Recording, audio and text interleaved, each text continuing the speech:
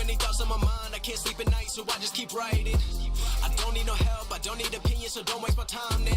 I just been living online, my city don't show me no love and that's fine. Fuck local radio stations, I got more plays than all of these rappers combined. I'm going again, I've been going in, I'm fed up with so many things, I gotta just let it all out. I'm talking about the shit they've been talking about, telling me I should do this, telling me I should do that, telling me things about rap, talking the truth and then stabbing my back, they will knock me off track. No, too many things have been building, been hard to deal with, I just been drinking. Remember my moves in the past, I'm wondering what was I thinking. Lately I'm living in fear, wondering what if the end is so near. All of this shit going on, the shootings are strong, one shot to the head and I'm gone. I'm losing control but I can't let it go, cause I'm trying to get more and I've been in the moment, I've been in the zone and I'm moving alone. I don't pick up the phone when my family call, I've been doing it wrong and I don't know what's happening. Trying to get what I just been imagining, getting close and I just been examining all of the fake shit the game has been packaging. I've been keeping real, I've been doing what I feel, I've been out here trying to kill every beat, I know I will, everything I'm working on, every night another song, they been quiet all along, they gon' notice when I'm gone. I come from a town where most of the people are so close-minded. They go into school and they work in a job but they don't even like it. I won't be put in a box, nobody telling me what I should rock, nobody telling me what I should drop, cause I do what I want and just know I don't stop. Recording till 4 in the morning, they snoring, I'm pouring my soul into every story. I'm writing, producing, I mix it, I master, I'm building my craft and I'm not looking back. I've been going doing things I wanna do when I want to. Everybody wanna get a win but they not do. Everybody wanna copy you but they not you. Everybody wanna be cool but they not new. Whoa, look how I go, gonna be a dentist, I still got the flow. Never gonna lose cause I'm still doing both. Never gonna lose cause I've been on the road. Come to your state and I'm killing the show. Know that I'm young and I still gotta grow. Know that I'm working the most, know I'm never gonna choke. And I'm looking back down on the people below. I've been keeping real, I've been doing what I feel. I've been out here trying to kill every beat, I know I will. Everything I'm working on, every night another song. They've been quiet all along, they gon' notice when I'm gone.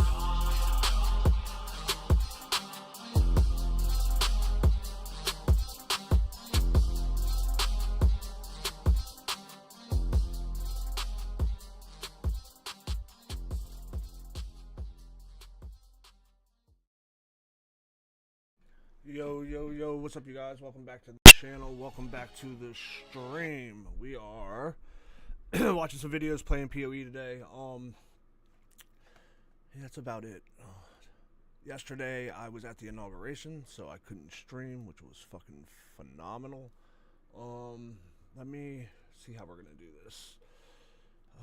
Let's put Path to Exile up. I think we're gonna watch some videos today and just kind of hang out.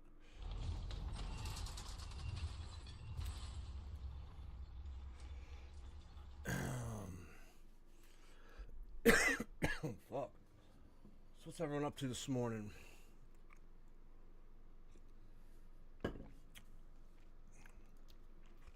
It's first full day of a Trump presidency. Looking forward to a wonderful 4 years. Liberals are crying like fucking babies. The Democratic Party's in ruins, and I am here for every minute of it. All right. Let's talk about where I was and what we're doing. Alright, so we've pretty much made it to the end of this game. We have to beat the last boss. To beat the last boss, we have to run breaches and get 300 breach splinters. We have no quests left. We finished all the quests. The only quests we have left are to get the fragments from these citadels, but we haven't found the citadels yet. Passives are pretty much the same. We need to do our last 2 ascendancy points. Actually, let's start with that this morning. I almost had it. I fucking died. Let's see. We will run. Is there a 77? This is the lowest level we got, right?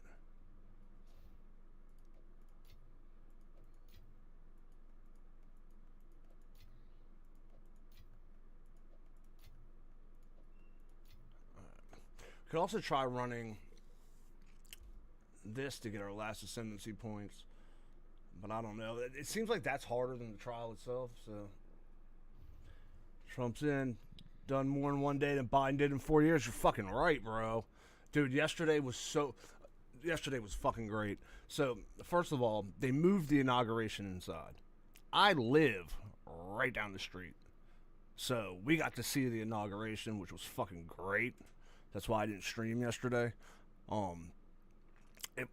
Yeah, I am elated. Bro, border is shut down. Deportations have fucking begun. Dude, they've stopped so much shit. It's so great. He's done more in one day than the other dude did in 4 fucking years. Yet I still have to argue with Democrats online because they're fucking idiots. Liberalism is cancer, bro. It's cancer to every country. That shit is just cancer. It just eats away at society. Fucking scummy fucking people. So what you been up to, Jake? Been playing some COD? I haven't touched COD in like a month. I mean, I used to, like, I mean, I get it. I used to be a Democrat, bro. Like, up until 2014 or so, I was a Democrat. So, like, I understand the way they think, but it's a broken way of thinking. It's like this victim mentality that everybody's out to get. It's stupid. All right, we're gonna try this trial, man. We'll see how this goes. Like, this shit's kind of hard, so we're gonna watch some videos. I uninstall. Yeah, I can't. It's the cheat. I don't know, man. That Call of Duty, if they had been able to get rid of the cheaters and they got rid of whatever type of matchmaking they're using. I want skill-based matchmaking, but I don't want engagement-based matchmaking. Skill-based is okay. Like, if you want me to play with people similar level as me, that's fine. Like the old Halo system, like where your level went up and down depending on you win a match, you win 2 matches, your level went up. You lost 3 matches, your level went down, and you played with people right around your level. That's a perfect matchmaking system. Like it's your basic skill-based matchmaking, and that's all that's needed. Like that, and there should be 2 modes. There should be a mode that has that and a mode that doesn't.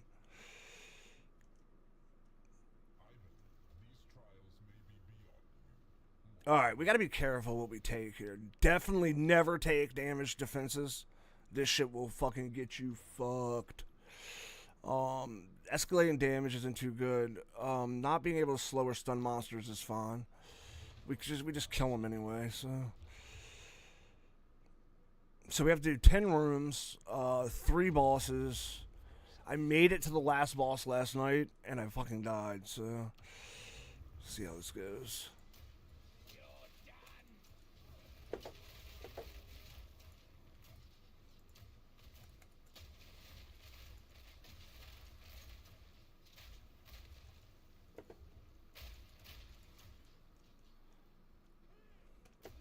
Our guy's pretty powerful now. We got a pretty good setup now. We're still weak to physical damage, so we gotta watch getting physically hit. But we can take elemental damage pretty well. Mana regens are our biggest issue at the moment. Our mana runs out pretty fast. Dude, this game, man, I complain about it. It definitely has some issues that need to be worked out, but it is addictive. I have more hours in this game than any other game I've played in the last 4 years. Right now, well, actually, I take that back. So Elden Ring, I have like 300 hours in. I have 248 hours in this game in the last 4 weeks. Not even 4 weeks. Yeah, well, yeah, I guess it has been a little more, maybe a little more than 4 weeks. I got it in mid-December. The game's fun.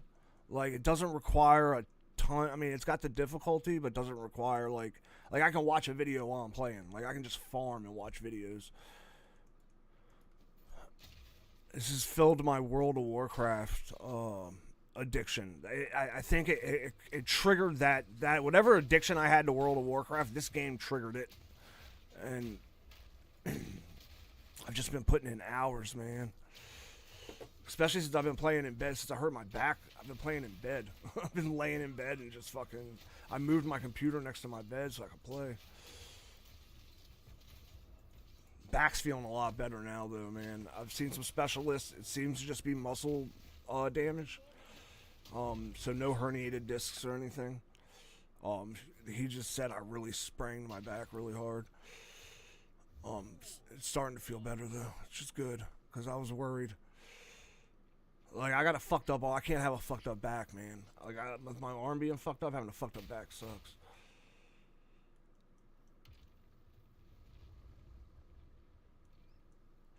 Yeah, it's feeling bad. I mean, I'm still fucking, like, it still hurts. Like, it's still sore. But I guess I did, like, a bone bruise or something. Like, I can still feel it. But no, like, they did an MRI, so nothing, like, major, which is good. Because I was worried, bro. Like, an injured back, like, look, having a fucked up arm, it sucks. My arm hurts all the time. But when I move and do shit, the pain doesn't change. Dude, when my back was hurt, bro, I couldn't do anything. I couldn't sit. Like, it made everything. I'm so glad I don't have a fucked up back. It made everything miserable. That's definitely the worst I've ever hurt my back. And I've done manual labor for a good portion of my life. So I've had a few back injuries over the years, but nothing like that. Oh, this isn't good.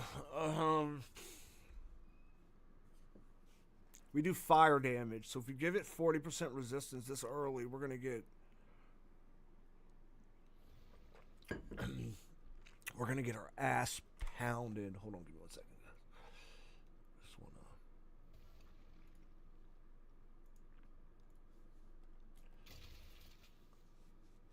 Did it go? Looks like... okay. I was just making sure Twitch went live. It says I'm offline, which is weird. But at the same time, it shows me streaming.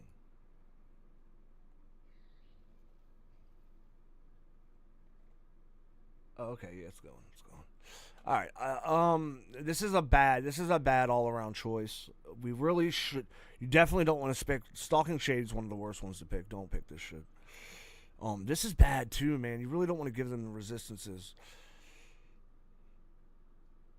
Corrupted Blood with lasers we can kind of avoid. It's an annoying mechanic though.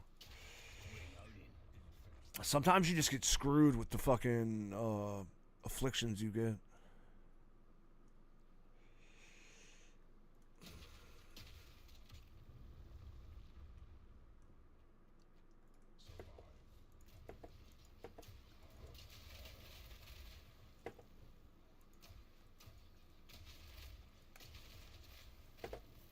We just gotta keep dodging through them.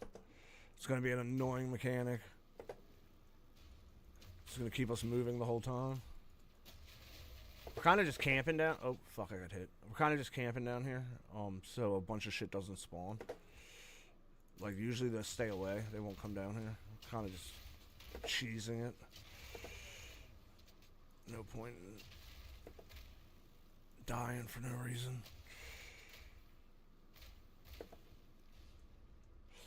Yeah, but back to this game. I really like this game. This is a great game. Like, I played Diablo. Like, I like Diablo 3. Wasn't a big fan of Diablo 4. So far, this game's been a really good fit.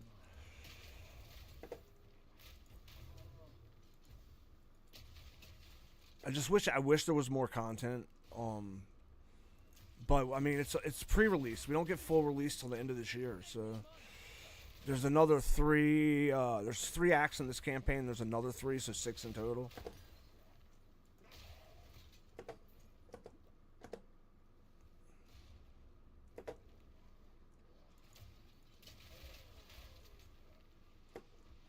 Yeah, super happy. Trump's in office now. Like, I think things are going to get better. I think things have already started getting better. Gas prices are coming down. He signed an executive order yesterday, so we'll get cheaper gas. Hopefully, like another $1 a gallon cheaper, which is good because I need to fill my heating oil, and heating oil here is fucking like $5 a gallon, which is crazy. My tank holds 300 gallons, so $1,500 for fucking heating oil. When I first moved into this house, heating oil was like $600 for a full tank. And now it's 3 times that cost in the last 4 years.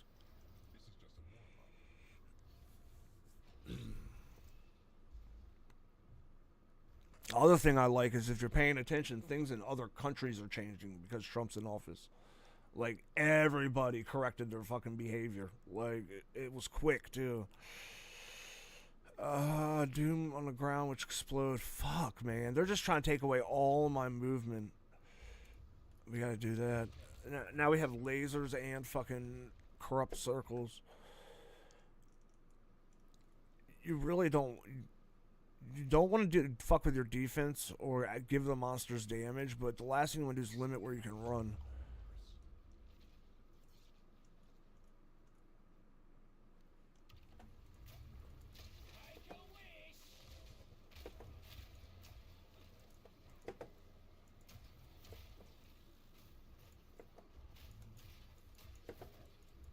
I don't like this.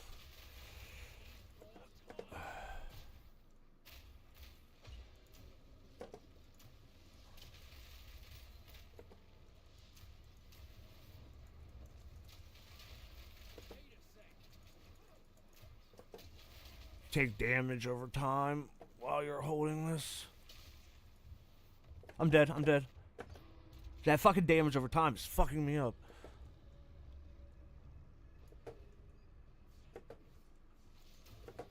Oh, little rare. I can't see shit. It's gonna explode. It's gonna explode. Fuck. Fuck. Fuck. Fuck. Fuck. We were inside one of those fucking rings. Oh, we're dead. Yeah, see, dude, we can't. Sometimes you just get screwed because you can't limit your movement like that. Fuck. I don't think we have any low level ones. We may have to go farm some to get some more. We need to farm lower level.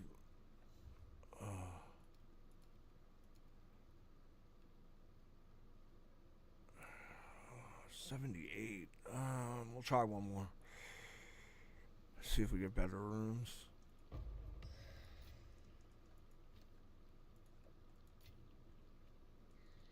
Oops.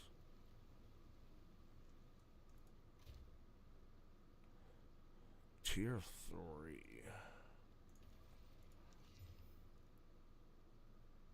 Damn, that's a 10% crit chance.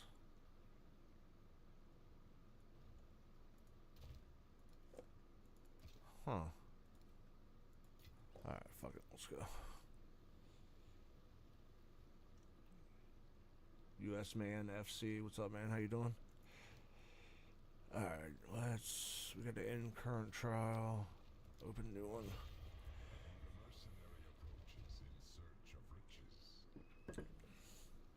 These are the last 2 ascendancy points I need, man. I may have to wait till I get closer to level 90. I think I'm 84 right now. See, this is pretty easy. This just adds more monsters.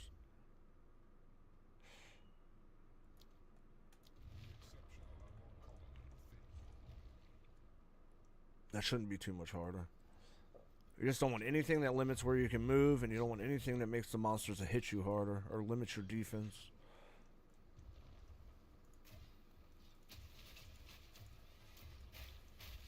Someone should really make a tier list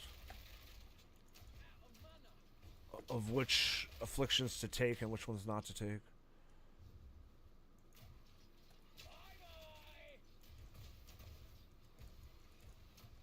I would do it, but I'm lazy. So what have you been up to, Jake? How was this Christmas? And the holiday, New Year, all that good stuff? I missed everybody for like almost 3 weeks.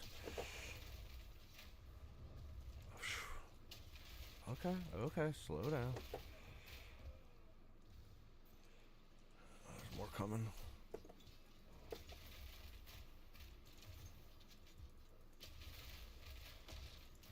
This flash grenades hit hard. Oh, we got a chancellor. We got enough for a chancellor. We can try for our amulet again. What the fuck? Where is it? Where the fuck is everybody? What am I missing? Where the fuck is everybody at? Oh shit. There's a little spot right here. How do you get up there? Wait, what the fuck? I'm so confused. Where the fuck? Didn't I come from this way? Oh, there's one monster back here. Really?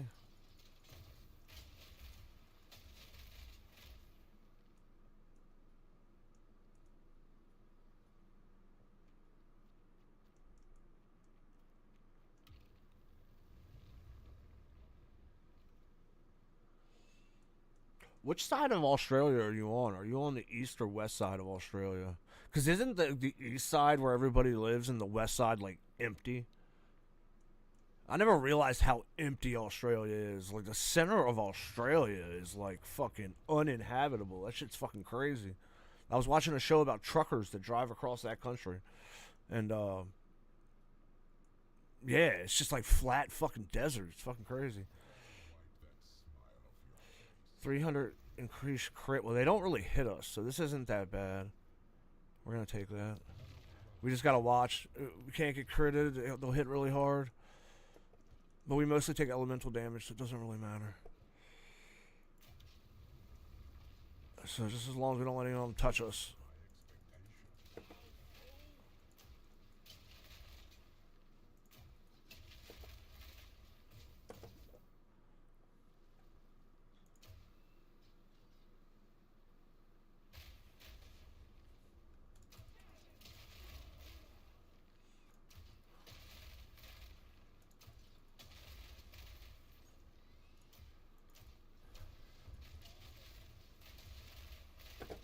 Okay, he just critted on us. He took half our health.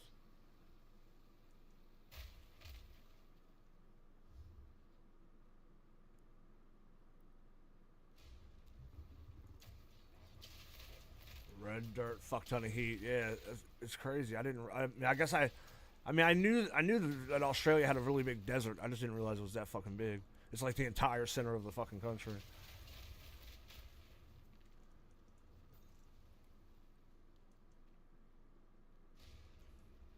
So which side are you on? Are you on the uninhabited side or are you on the east side?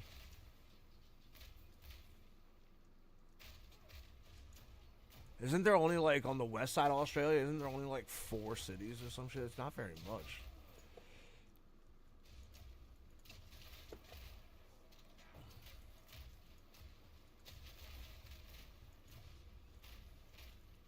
Oh, you're on the west side, so you're on the uninhabitable side.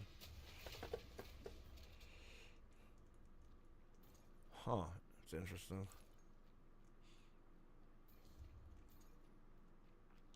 Y'all got northern area. Perth is all desert.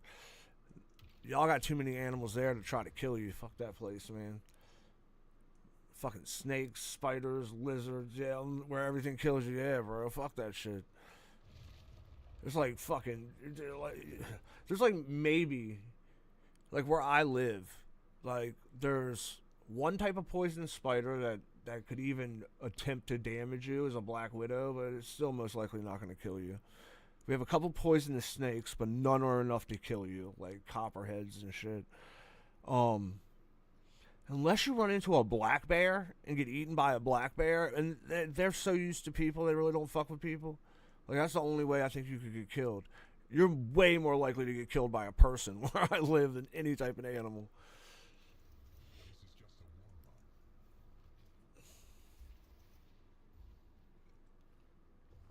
Alright. Tether. I don't really use buffs.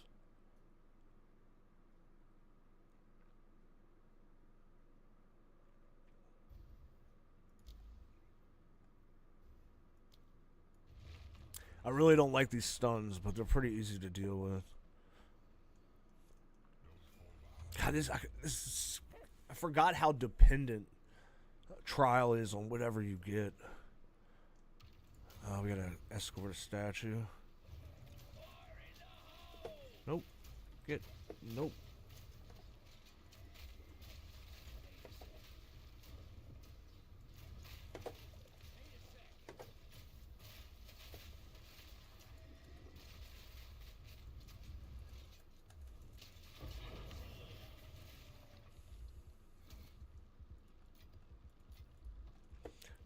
Biggest thing that kills me in this game right now is fucking explode. Like when I'm farming, is exploding corpses, man. Exploding corpses fuck you up. Oh shit! Oh, that crit! Oh, he almost one-shot us. We got to watch those crits.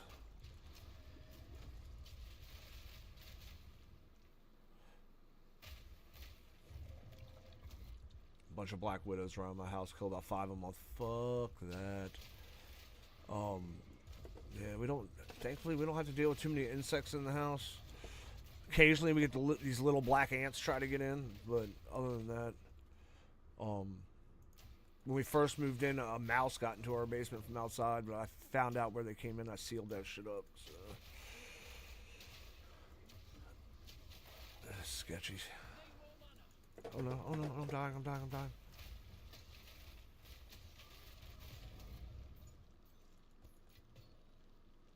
I hate these fucking hearts, man.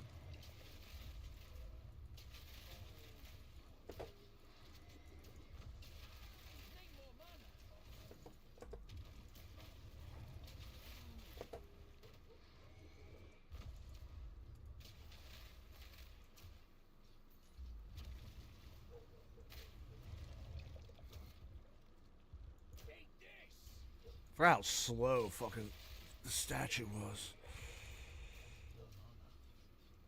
I think I got through last night without having to do this.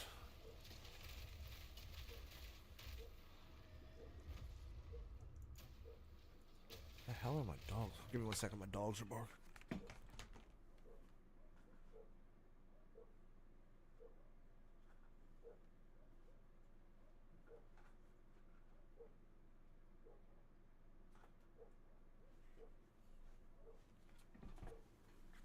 Somebody walking down the street.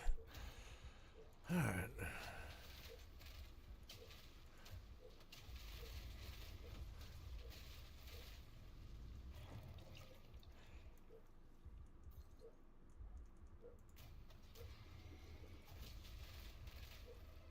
What am I gonna say?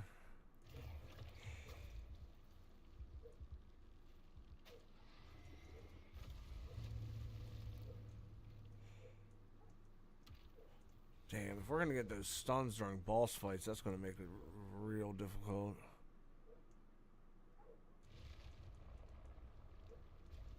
What are we on, room 4?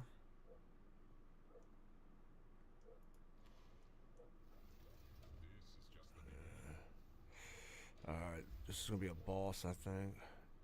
Do never take petrification statues. Petrification statues is fucking terrible. We're gonna give them chaos damage. They don't do a ton of chaos damage to begin with, so. This is a boss fight. This is one of the harder boss fights. They're random, so we're probably gonna die right here. We'll see. When this guy turns into a tornado, shit gets sketchy.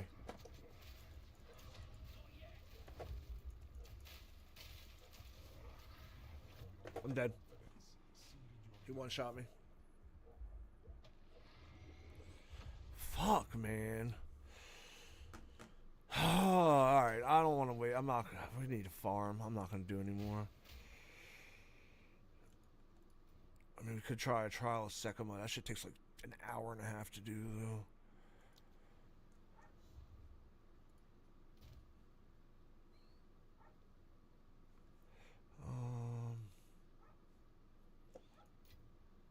We got a chance orb. Let's see if we can get.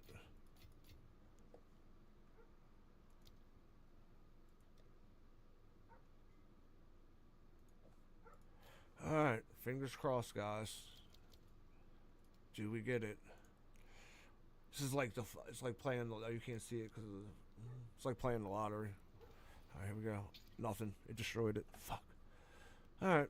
That's like the 15th time we've done that. It destroys it every fucking time. Alright, let's go back to.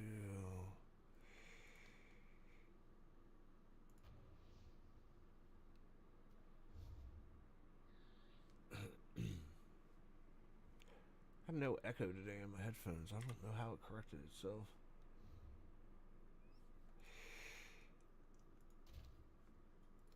Some problems with the echoing when I was streaming the other day. Alright, this shit needs to be identified and disenchanted.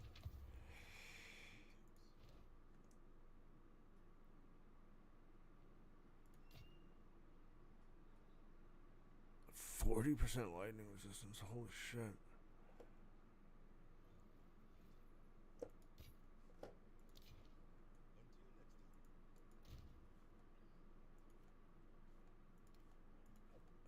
I need to run something.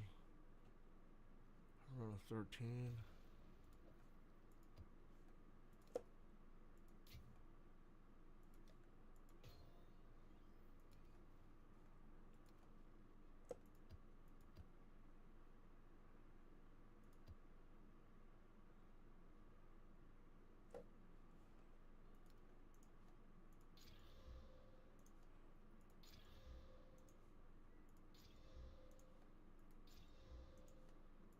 Alright, let's see what we got.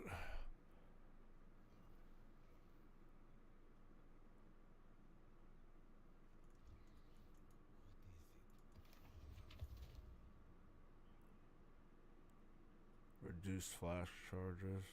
I don't really care about that. We can probably do that.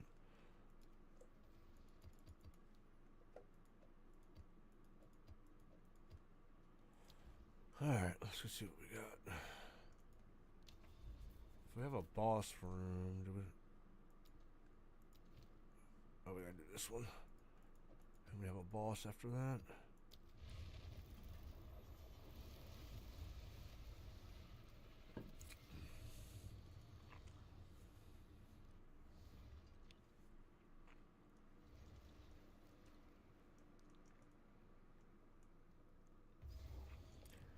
Fucking hate these ones that are in these small, tight areas. This is where you get caught against walls and fucking die.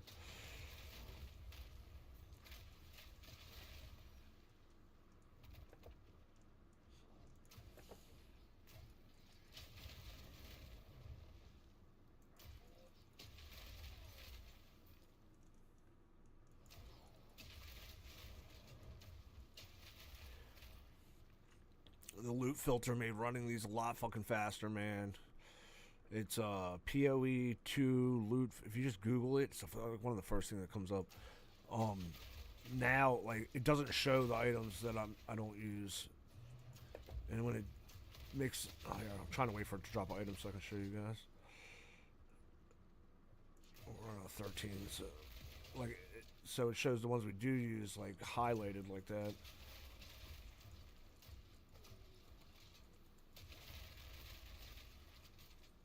And then if it's something really good, it highlights it even brighter in a color and makes a noise. Oh, don't do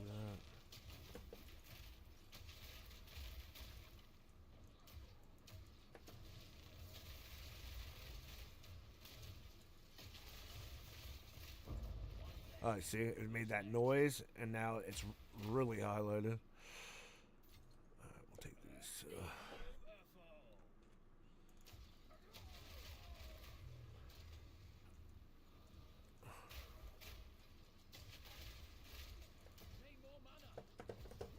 I'm dead, I'm stuck. Oh, get out of there.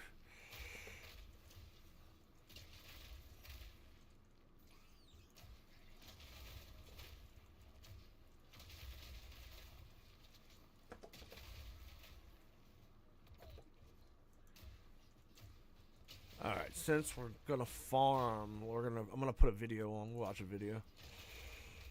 Something to react to. Let me see what we got today.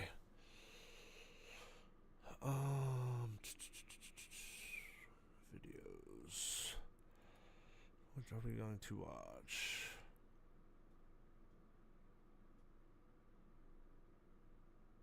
Path of Exile 2 is a wake-up call. It's a pretty long video.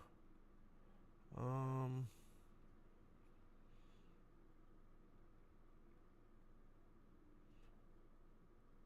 just looking to see if I see anything else. It's by Legendary Drops, so it's gonna be a good video. Came out an hour ago. Alright. Path of Exile is a way. Alright, give me 1 second. Let me turn this on for you guys.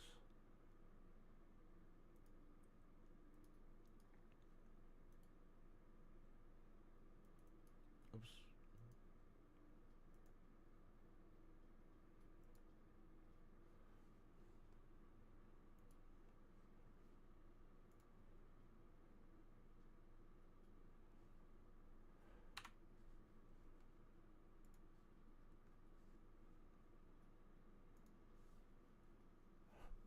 wake-up call.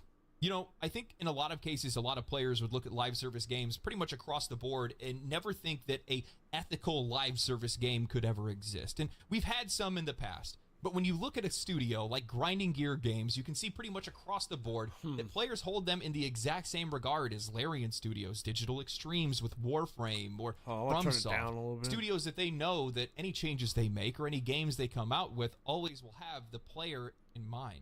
They trust that those companies will have the player in mind. Trust. Now, that's something that we rarely see anymore, especially within this industry. I know that I very rarely trust any of these companies, and the vast majority of us feel like we can't anymore, especially when it comes to live service everybody games. makes shit That's games something that now. we don't normally see there. Because, well, these are the titles that have come to symbolize everything that's wrong with the games industry today. They exploit our time and our money.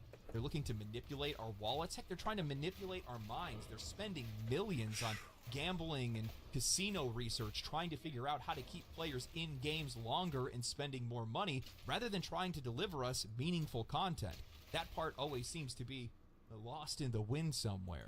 He's not lying, Ethical, bro. well-supported live service games seem like a myth. Games There's have been only shit a few recently. of them that are out there, but that's because the vast majority of these companies do not have the respect that's necessary for the audience or the passion for creativity.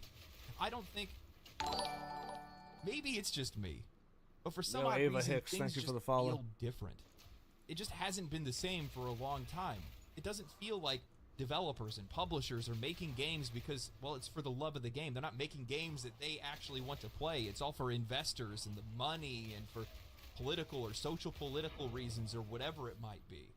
But in the case of many of the games that I've seen be successful over the last couple of years, it ends up being those games that have that old soul, that have that old heart. When I look at a game like Path of Exile or Baldur's Gate 3 or something like that, these are the games that are succeeding right now. And Grinding Gear Games has done an incredible job at maintaining and cultivating an audience that trusts them, truly trusts them. And that's something that's really special. So today what I want to do is I want to talk about the history of Path of Exile, I want to talk about Path of Exile 2, and I want to talk about where all this is heading and how Grinding Gear Games has brought back something that this industry has lost: trust. Grinding Gear Games was founded in 2006 by 3 developers from New Zealand: Chris Wilson, Jonathan Rogers, and Eric Olofsson. Each of them brought a unique skill set to the table, with Wilson specializing in software development and Rogers and Olofsson focusing in game design and programming. Their journey began with a shared passion for action role-playing games, especially Diablo 2. Wilson, frustrated with the industry's shift towards more casual play, envisioned something of a return to the game's roots, focusing on deep gameplay, meaningful character progression, and a dark, immersive world. This vision would eventually take shape as Path of Exile. At the time, Diablo 2 was the pinnacle of... I don't know why, but I never played the first Path of Exile. I probably should have. I was really late to the party. I don't even think I heard of it until probably like 2022. Of ARPGs, and Wilson and his friends spent thousands of hours in its world. But after exhausting it, they had turned to other games like Torchlight, Dungeon Siege, and Titan Quest. Played Torchlight. Torchlight was pretty good. Didn't have that same staying power as Diablo 2. I didn't. I only played it a couple times. They wanted a new game to play. They recognized that there was a gap within the market. No game had captured that same depth and replayability as Diablo 2, so they decided to build something that could fill that void. A Diablo 2 successor that you could play forever. From the beginning, Grinding Gear Games adopted a simple but effective philosophy, one grounded in common sense principles. I know that's something that's relatively foreign nowadays, but I mean, if you think about it, the idea of making a Diablo 2 successor alone is already a common sense kind of thing, because, well, there was a game that was out there that there was no competition for. A decade gap between releases. One of the most popular games, one of the most profitable games Diablo of all 3 time. wasn't nearly Why as good as wouldn't you wanna Diablo make 2. a game that could compete with that? It's a slam dunk. The foundation of that game would be built around 5 core pillars. The first of the pillars was visceral action combat. In 2006, when they started development on the game, many ARPGs at the time had very simple combat, but they felt that a real successful ARPG needed to look and feel like real action. Many RPGs and action RPGs at the time were emulating World of Warcraft because that was the most popular game that was out. However, they wanted something more dynamic, and that's what they went after. The is he not second dying? pillar of theirs was randomly generated levels. ARPGs are a grind. Hundreds of hours are going to be played on a single character, and every single run needs to feel fresh and unpredictable, otherwise players are going to get bored. Number 3 was randomly generated items. This is the heart of any loot or systems-driven ARPG. The thrill of chance and the chase for better loot is what keeps us hooked. That's why we keep playing these games. Everyone wants to find that god roll item or the perfect combination of gear that none of their friends have or have even seen.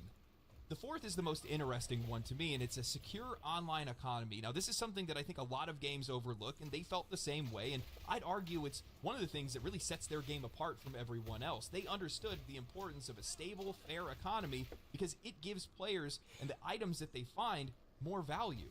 Because, well, now other players have a value that's associated to that item, and they can trade with other players. Not only is this making your runs more valuable because you're finding things of value, but also it's giving a lot of flexibility that's needed in a game that has so much build diversity. Number 5 is deep character customization, which pretty much ties in with everything else that's here. It's the one thing that scares players away from Path of Exile, myself included for many years, by the way. And it's the design pillar that they've sunk probably the most effort into. Players need the freedom to be able to shape their characters in unique ways. Ooh. You want to have your own personal expression in the game. However, Path of Exile throws convention out the window and says that any class can be anything. A witch can use a bow and arrow, a ranger can summon armies of the dead. Just do whatever you want. And that freedom is what brought so many players into this game. These pillars would come to reflect a studio that wasn't aiming for immediate skill overwhelming customization in the game financial is success, crazy. but a studio that just wanted to create a game that would deeply resonate with players that were a fan of that genre. They wanted to take the foundation that was set by Diablo 2 and Yeah, so we have been going up faster. It's funny because it happened while I actually wasn't streaming. It happened over Christmas. Something to do with one of my shorts. I have a short of me doing a burnout in my car, and I posted it like a couple years ago, and it was at 80,000 views back in like mid-December or something, and it just crossed like 150,000. Like, it doubled its views in 1 month. Like, I have no idea how. But yeah, we have been going up a little faster. But it's been people coming from that, so I don't really think they're looking for streams. They're looking for more videos.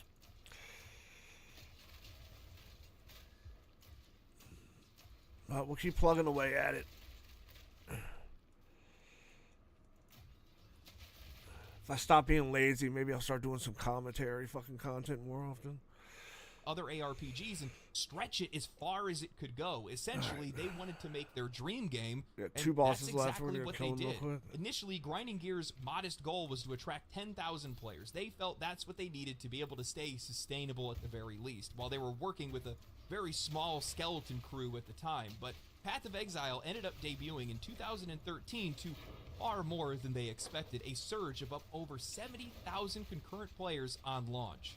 However, that success didn't last as player numbers began to drop. I know why I Grinding Gear didn't play it. games It came found out. themselves in a It position came in out which, right after my well, accident. I wasn't maintaining even that gaming momentum yet. was going to require a lot more than the incremental content updates that they were doing. The studio's early strategy was frequent updates. Basically, every single week they wanted to add in new armor, weapons, and skills, but that wasn't generating the kind of sustained excitement that they wanted. Basically, ever since they tasted the success of 70,000 concurrent players, they wanted to get back up there. Basically, Path of Exile needed something more to be able to keep the community engaged, so the team ended up experimenting with different challenge leagues and economy resets. They discovered that resetting the economy gave both new and veteran players a level playing field, basically creating a sense of anticipation. Oh, no, he's not. and No, he's renewal. not. Oh, Everybody God. can start off at the same point. Close. The challenge leagues would introduce new content and different mechanics into the game, which would then give We need to go players clear our something bag. new and fresh to be able to tackle. Now, despite their best efforts, the first few attempts at introducing these features, such as Anarchy and Onslaught leagues, didn't really produce the same kind of sustained player retention that they were looking for. But they didn't. Well, they're going gonna to get it with this game, man, 'cause this game has a lot of people playing it. Economy reset, challenge league. I think it was Act 3 of their 200,000 or campaign, and a something, new like, character 3 in days Scion. ago. This time, player numbers skyrocketed again, surpassing 70,000 players once more. It became clear that new content wasn't enough. They needed something significant enough to be able to capture the attention of both journalists and the players to spark excitement across the community. Oh, that's a decent now, hammer. as it is with live service games, after the 1.0 we'll sell launch, that. the developers yet again found themselves under pressure as player numbers began to decline. They ended up releasing Sacrifice of Fall expansion, which introduced new bosses and skill gems. That brought another temporary spike in activity, but it wasn't the lasting success that they desired. Why am I They here? I also need to go launched to my Forsaken fucking Masters, guild. which It's fa- included or my hideout. customizable It's player faster. housing and crafting systems, but once again, a short spike was short-lived. As more leagues like Torment and Bloodlines were released, the team found that Alright, small let's- content patches just weren't enough to be able to keep players engaged in the long term. They questioned whether it was time for them to move on and just make another game. However, there was something really incredible happening in the background, because through all of this trial and error, Grinding Gear Games was learning some really crucial lessons that would end up setting the stage for their future success. I mean, keep in mind, every single update they made was added content to the game, making This it is all bigger stuff I and have bigger for and sale. bigger, giving more content for more players to sink their teeth into when they would eventually try the game for the first time or return to it after a while away. They realized that the economy resets were definitely necessary. They needed to keep those in there because it kept the game fresh. They'd also learned that the small content patches were not creating enough buzz or excitement to retain players or even try to reach new players, and they also learned that mid-league balancing was often upsetting their player base, especially when a lot of their hard-earned builds and gear were essentially bricked. However, there was still one thing that was plaguing the game, and they couldn't figure out what it was. In comes Kriparian, a Twitch streamer and YouTuber known for being the first person and the only person to beat Inferno difficulty in Diablo 3 on hardcore, as that difficulty was later then toned down in future patches. Honestly, this is still one of the most incredible feats in ARPGs, absolute legend, by the way. However, Kriparian's input on Path of Exile was pivotal. He had spoke to Chris Wilson and emphasized the importance about predictable content Alright, we're releases, done. explaining that players need to know when new content is coming and when to expect regular updates. Using an example, he said that he streamed every day and posted content every day at the exact same time because people come to expect it. And the minute that you're not there, well, they go to look for someone else to entertain them. The developers That is ended true. up taking this advice to heart, and they transformed the way that the game was supported. 13-week cycles. If you leave, with 2 major content everybody patches kinda each year and disappears. 2 smaller patches in between. Players could then rely on a consistent rhythm of new content and a full economy reset to keep things fresh. Alright. And this is where the game really picked up steam, because that schedule started with Talisman League in 2015, followed by Essence, Breach, Legacy, Should we have a and boss others. fight The now? introduction of Atlas of Worlds with Path of Exile 3.0 marked a significant turning point as it added mapping and a more defined endgame to the game. As they continued refining their approach, they were able to introduce new mechanics like Bestiary, Incursion, Delve, Betrayal, all while keeping what players enjoyed and removing what players didn't. This is what helped to maintain the game's success and popularity over the years, and from my perspective, this is one of the most special components of the game. And it's the fact that the players ultimately influence what this game looks like over time as they vote in and out different seasonal elements. So not only does the game have an incredibly deep build variety with skill gems and an expansive skill tree and faster to flexible do it from classes, but here. year over year, the game's world is permanently transformed by the will of its players. There is always more to do after each league, and new and returning players are going to have just that much more content to experience. What I find truly fascinating about the development and success of Path of Exile is how the player experience is consistently prioritized in every aspect of the game. Whether it's balancing the game and ensuring fairness by avoiding any changes mid-league, keeping or A lot of removing people content selling based shit on and player shit. feedback, how they communicate directly with their audience. Hell, the whole reason that they went free to play is because they didn't think that anyone would buy it, and this is the only way that they could make the game available to the most people. Everything was driven by a desire for a player-first experience. Let's see, This we mentality learn, even extends to the game's monetization strategy, and from my perspective, this is why the game has remained so successful. Path of Exile monetizes through 2 main channels, stash tabs and cosmetics. Neither of these are essential to enjoying the game unless you like hoarding items or you want to engage with the game's online trade economy. Most casual players There's are a likely lot to of play this fucking- game look at solo all the or with fucking friends, playing the game modifiers. solo self-found without ever even needing to have a premium stash tab in the first place.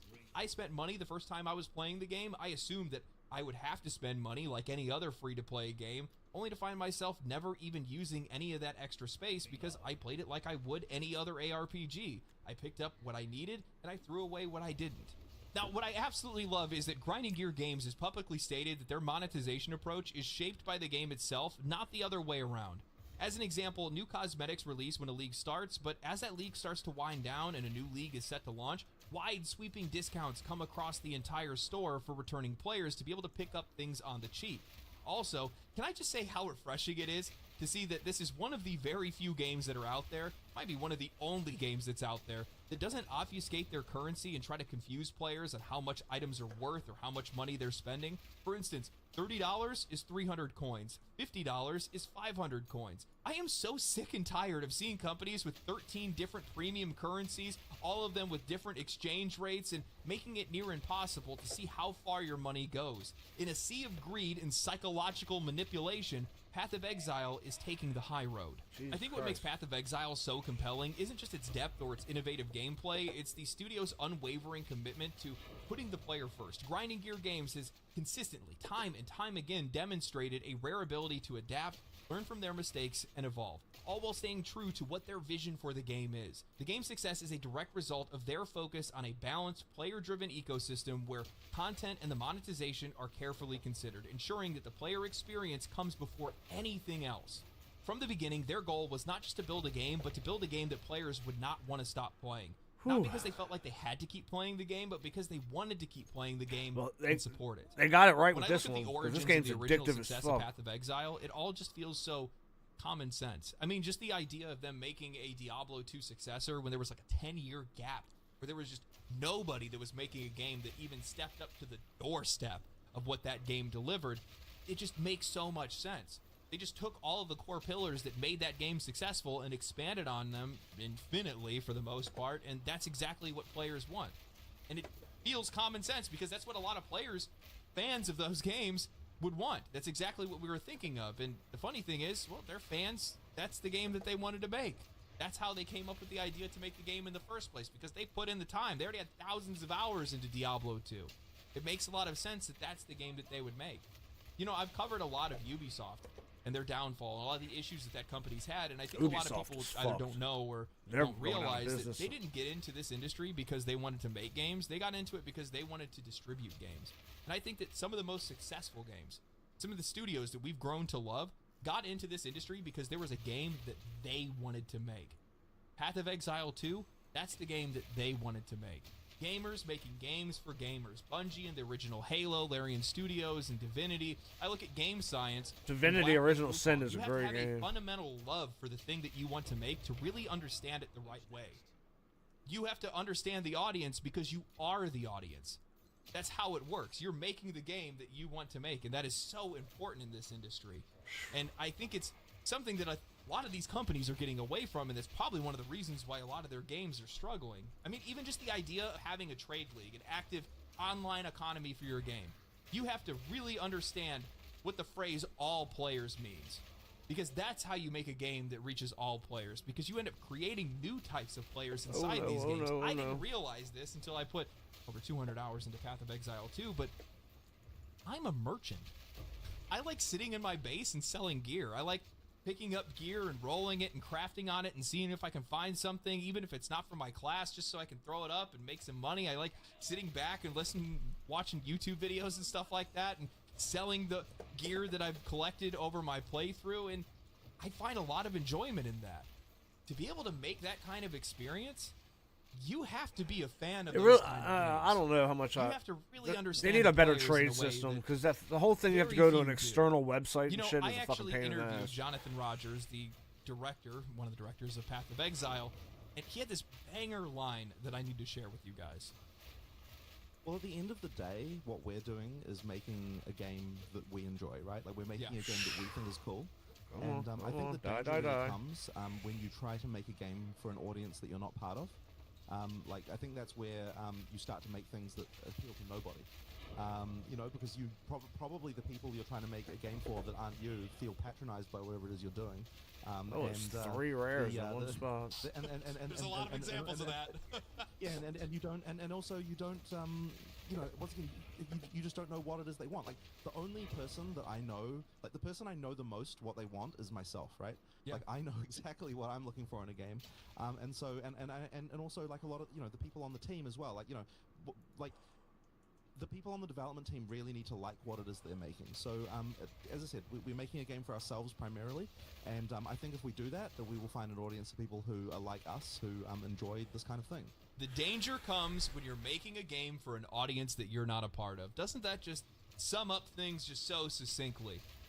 You know, I look at a lot of the games that have failed over the last couple of years, especially with the live service games, and in every single case, I see a game that was made for what they thought people wanted, not for what people actually wanted, because they don't understand those things, because they're not making those games for themselves.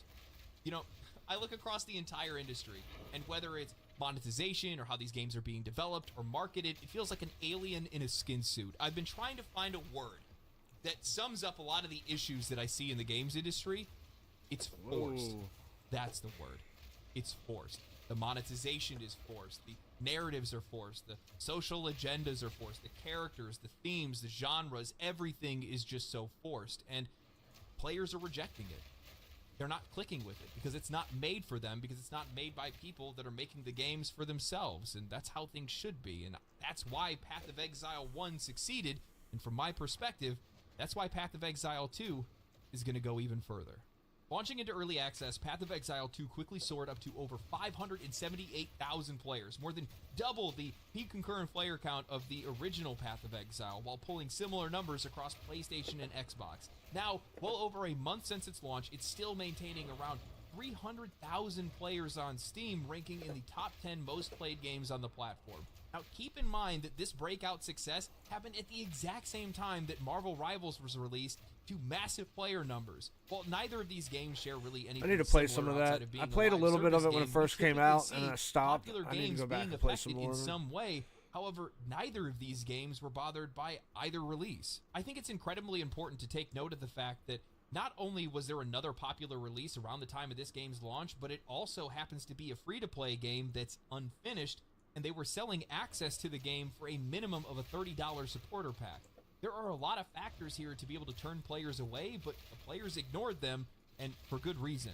I now have well over 200 hours played into Path of Exile, and even as a content creator, that isn't normal for me. I tend to bounce around to different games while I work on different things or research different things. However, Path of Exile 2 has genuinely become a problem for me. I'm just going to say that. It has completely ruined I agree my with entire him. workflow. It's a Every problem. single day that I sit down, I need to start writing or recording something, I tell myself, you know, I'm just going to do a quick map or two, and then poof, my entire day is gone in an instant. Path of Exile 1 didn't click for me. I tried. I really tried. I love ARPGs. However, years of added content, systems, and depth made the original game just too big to consume.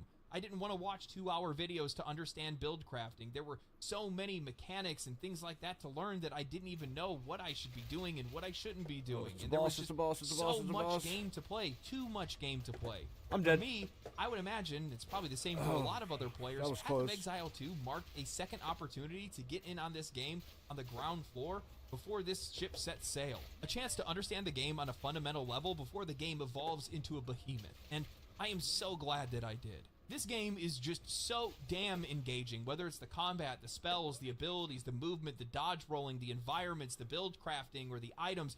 Everything just draws you deeper and deeper into this game, and it doesn't let you go.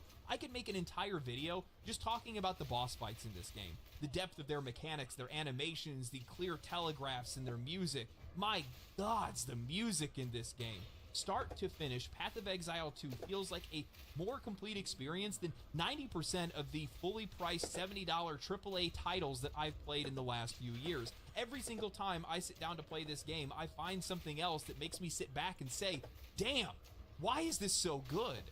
From my perspective, Path of Exile 2 feels like the first real evolution within this genre, the same way that Baldur's Gate 3 feels like the real evolution within turn-based or CRPGs. That generational leap that is damn near indescribable. I brought this up in a previous video, but I'm going to reiterate on this because this is exactly what I thought ARPGs would be like in the future. When I was trouncing around champions of Norath, wielding swords imbued with fire and Problem ice, is you jamming to lose it saturate now, by so now there's no breaking boss on Benjamin, that map. daydreaming of what games I would play as an adult. This is exactly that game. It captures the essence of a true journey, that quest for power that many of us have been seeking. So only the problem, moment that you man, begin, is either if it's your first character those or if one-shot you're playing the game solo abilities self-bound, fuck you the up. game hits hard. At times, it's gruelingly difficult, dodging projectiles, taking on massive bosses that make you feel just so insignificant, listening to the callouts to be able to avoid massive attacks, managing your health and mana, making sure that you're not overusing mana or healing flasks, surviving fights by the skin of your teeth, and constantly adjusting your build to take on new challenges. As you continue, you earn the power to gradually trivialize the game, and it slowly transforms into something that feels much more similar to Path of Exile 1, clearing screens of enemies with ease, zipping through maps and picking up loot. It's incredibly satisfying to build your first character, knowing that every step, every triumph, and everything you've done was earned through your own effort. That's how I've always wanted these games to feel, and Path of Exile 2 captures that feeling perfectly. I think one of the biggest strengths of this game and why it's performed so well is that it made itself so much more approachable to a wider audience without removing any of the complexity or depth that people enjoyed in Path of Exile 1. They just removed a lot of the needless confusion from many of the game's systems. Skill gems specifically, yes, I understand that you can read tooltips in Path of Exile 1 to know what skill gems will support what support gems and vice versa, but look, I don't know what to tell you other than the fact that I don't want to read and the vast majority of other players don't want to read either. I'm not afraid to say that I need some bumpers in games to keep me on the right path, otherwise I'll get confused, make mistakes, and ultimately give up because I'm just here to enjoy myself. That's why I quit Path of Exile 1. Multiple times over the years, every time I tried to play that game, I just couldn't figure out what I was trying to do, and if I ever made any mistakes, well, the game would then tax me by making me have all these different currencies that I need to be able to respec my skill tree, and I'm not going to go farm that stuff. That's not fun, that's not engaging, that's boring, and I don't want to be punished. The revamped skill gem system and being able to respec with gold streamlined my experience. It just made it so much easier to engage with. It took away needless distractions, and it gave me more time to be able to understand and, more importantly, appreciate this game's world design, monsters, music, items, the skill tree, skill gems, how skills can cascade off of one another, and all these different finer elements of the game. And I know I'm not alone in this. From my perspective, this is what it means when you're making a game for a broader audience. All the depth and the freedom, it's all still there. All that skill expression is still there. But they're not gatekeeping it behind convoluted systems that just aren't necessary. Because if they were necessary, well, these developers would have kept it. How do I know that? Because there is so much care, attention to detail, and respect for the audience's intelligence and maturity in this game. Act 3 spoiler warning, but in the final act of this game, in the final act of early access, you go back in time to the Vol Empire. You make your way through this ancient city, colorful, beautiful, and prosperous. As you continue to make your way up the steps, each area hints at something darker.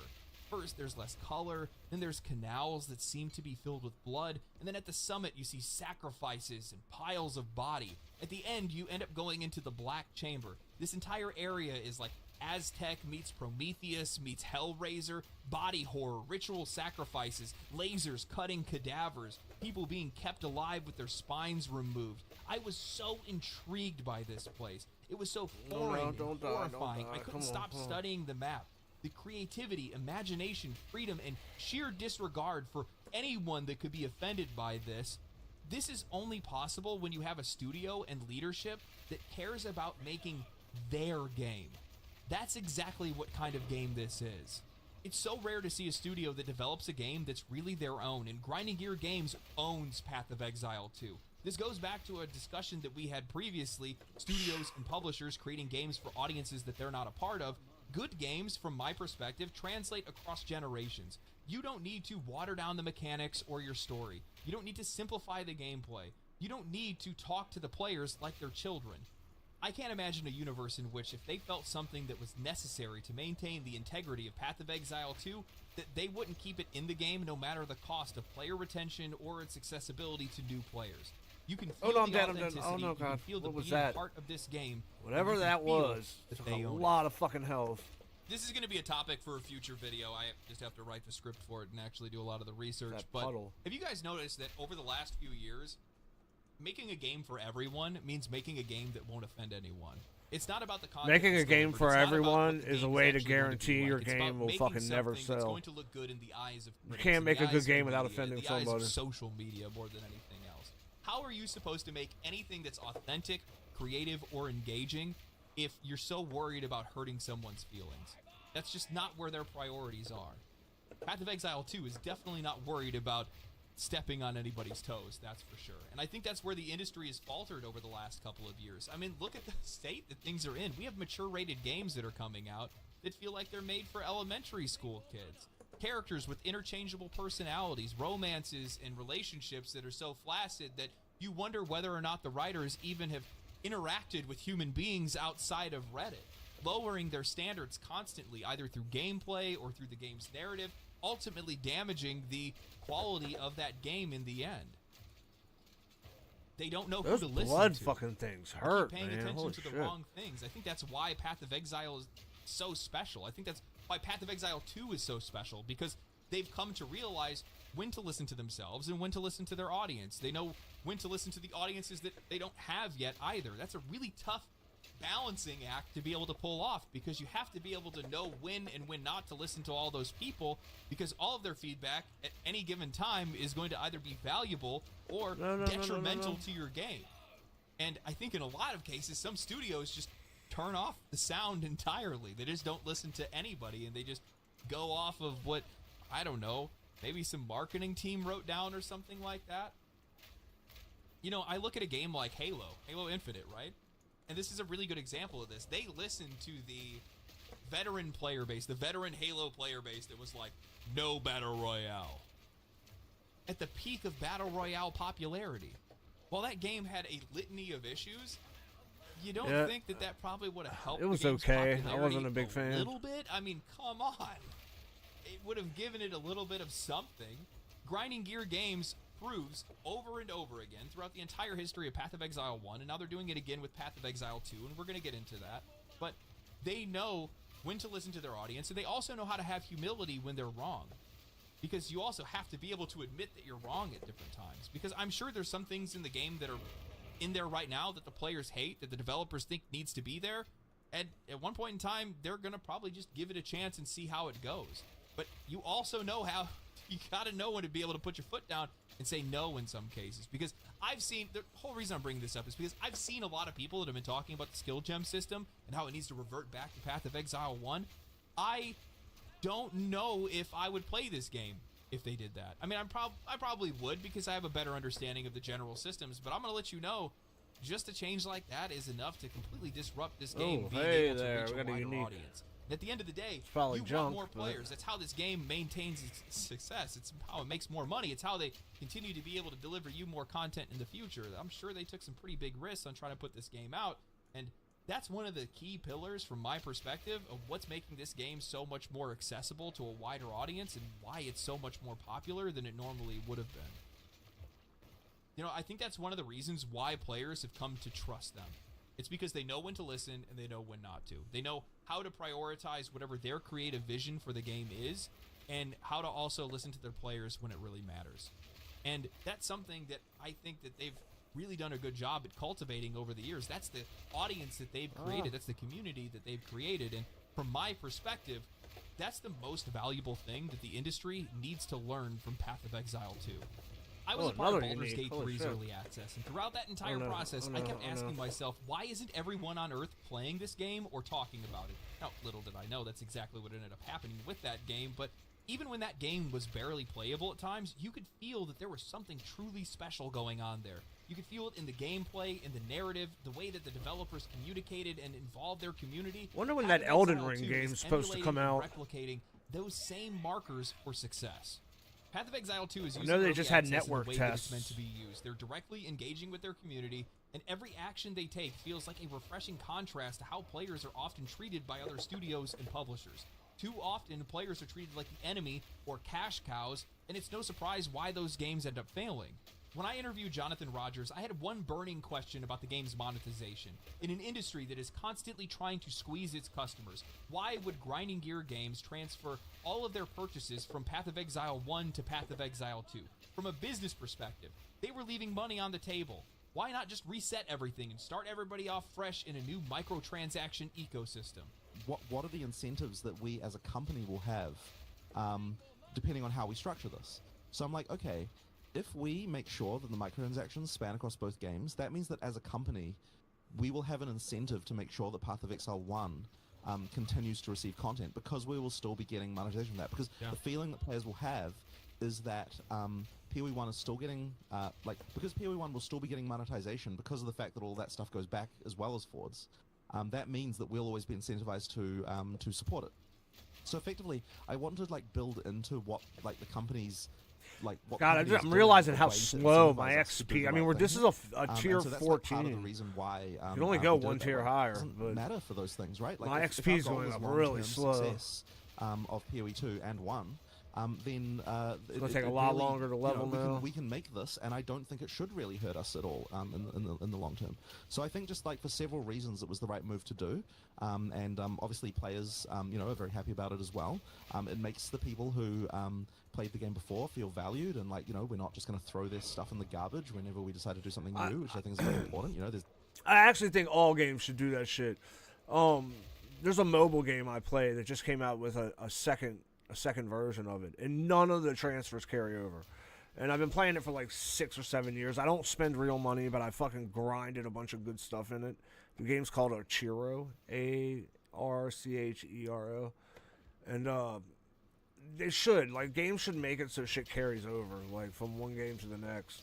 Call of Duty, I think, started doing it with their skins.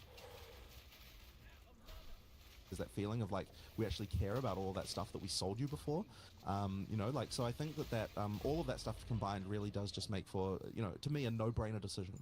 So this wasn't a difficult decision at all. It was something that was very obvious to us right from the point when we decided to make PoE2, and so I guess that's the sort of our thinking behind it.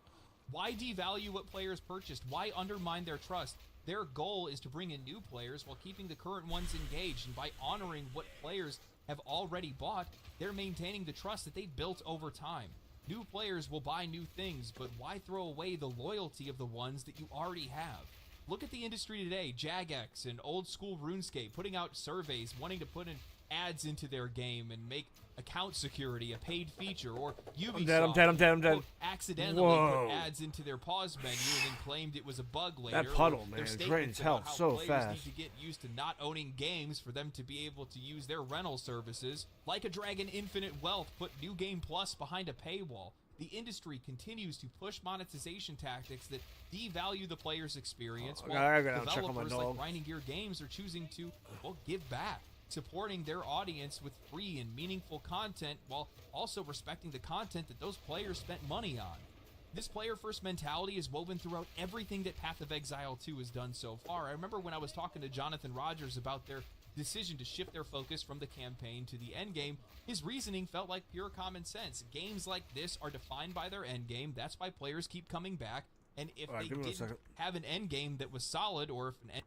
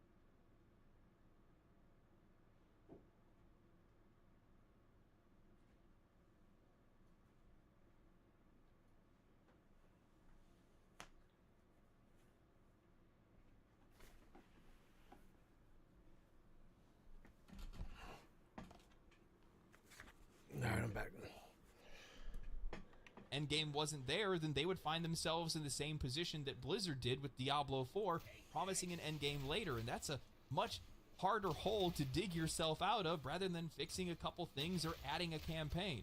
Grinding Gear Games has mastered the art of balancing both the needs of its players and its development team. They learned that players are going to get the most value out of the endgame, and by focusing on it, they're just making a better game for everyone. Plus, it's a grind that they know all too well from supporting Path of Exile 2, which means that they can move much faster, deliver more content, and more fun to both the team and the players. And the crazy thing is, they've already proven that. A month into Path of Exile 2's launch, and they just released a massive patch that addressed a bunch of bugs and issues and crashing and implemented a ton of player feedback. Players had complained about repetitive towers on the Atlas map, so they added more tile sets. They rebalanced gear prefixes and affixes to make loot feel more rewarding. They increased monster density in certain areas. They added respawns to the Pinnacle boss and a ton of other improvements. What really struck me about this update, the game's first update, beyond just how jam-packed it was with improvements, was how humble the developers were when they were discussing it. During the Tavern Talk podcast with my friend Darth Microtransactions and his co-host Gazi TV, Jonathan Rogers spoke about the changes and how they had came to their decisions for the things that they put into the game. The whole time, they never acted like they were married to any single idea. Jonathan would often say, if the players think that's an issue, I'll look into it. Or, if this idea doesn't work out, we'll change it. The humility and the respect for the players is exactly what makes this game so successful. I think this is why players trust Grinding Gear Games and Path of Exile. Authenticity, respect, and humility.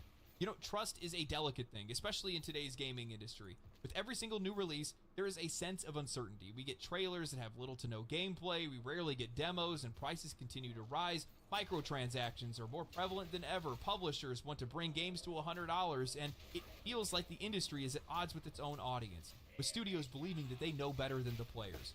Games often now come with their own agendas, or they have some attempt to deceive the player base in some way, shape, or form, and year after year, trust is eroding from this industry.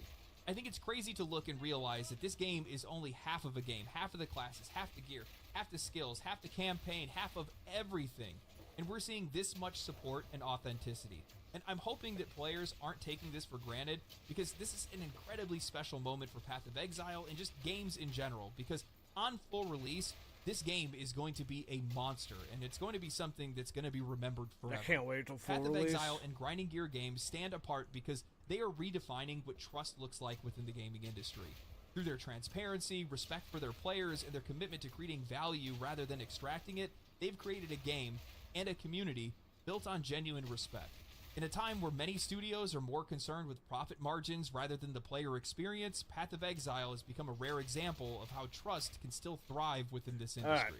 I think that the video game industry is headed for a significant shift, a major transformation, because I think that over the years, as the industry has grown and as more investor interest has come in, so that entire level got us one bar of mana, 5%. Money flowing in from Christ. all over the place. You had a bunch of leadership that came from different industries that thought they could make a life for themselves here. And when you don't have creatives that are the ones that are leading the charge, they make products that fail. I'm feeling a lot better, You have to Anthony. be both the creator MRIs and came the back intended good. audience There's to be no able to slip reach discs some of or these audiences anything. in the first place. Apparently, I just You know, when I got like look a bone bruise on my Ubisoft, spine. EA, Activision, Blizzard, these And, companies that have already successful live service games. It's gotten And then I look at quite a some of bit the better failures in since live service that we've seen over I the think last couple of maybe years. since last Thursday You or see how so. these games basically just straight up copied the same formula that was successful for some of these other games. I mean, I can and still it makes feel a it, lot though. of It's sense still why those definitely games there, failed. but Because if I'm a just player happy I that don't was have no playing fucked some up of these discs games, or anything, they've 'cause done I don't think I nothing to can build handle that trust shit. with me. I got And enough I'm still issues with invested in those games. my I'm still injuries I playing them. I have friends to that have are to playing deal with them or that whatever too. it might be. Why would I go to a different game that's going to do the exact same thing on paper? I mean, like T for T, right? Like it's a one-for-one copy. I think that's one of the reasons why Marvel Rivals found success, is because they just changed one single thing, which is, you don't have to pay to be able to unlock heroes like Overwatch. You don't have to be in a battle pass or anything like that. You just get the character once it launches. Simple as that. Whoa, and that's 108 enough to to be able to physical turn players in the other damage. direction, because that generates some level of trust, because they go, these guys aren't trying to beat me over the head and steal my wallet every single chance that they get. They look at it even as a small sign of trust, and they go for it. I've talked about this a couple times. This is another one of those Isn't random video there? ideas that I'll put out at one point in time. But I do think that the I don't think that the silent majority exists the same way that it used to. I brought this up in another video, but I think with the growing influence of social media, that even if players are not directly engaged with a game or with the game's audience or, you know, the community feedback or whatever it might be, maybe they're not watching the YouTube videos or whatever, I think they're still indirectly influenced by the things that are going on with those games. So, as an example, with Baldur's Gate 3, do you guys have any idea how many people had reached out to me that had either heard about the game through somebody else, they heard about how it didn't have microtransactions or whatever it might be. They hear about how well they treat their player base from somebody else, and then they want to come and try the game. That happens a lot.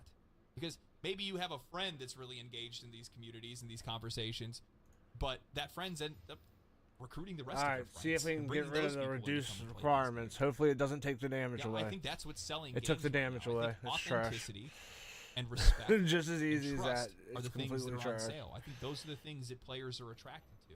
I hear that a game doesn't Took have the wrong microtransactions. I'm more what am I interested doing? in it. I hear a game doesn't have its own odd agenda.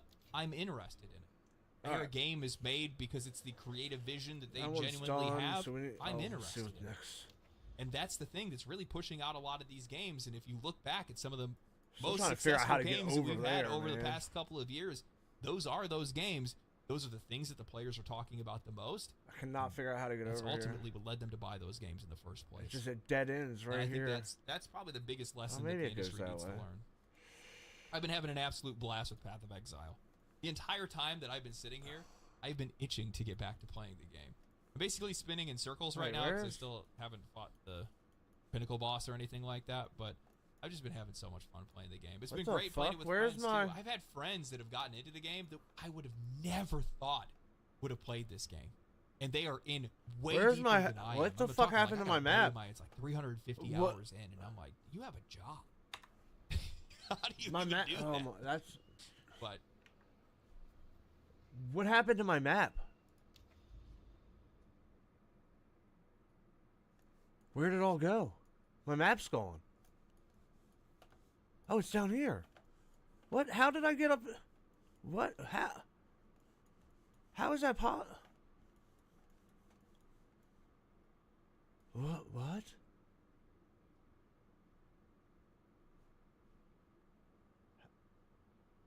I'm so confused. How did my map separate? That's so fucking weird.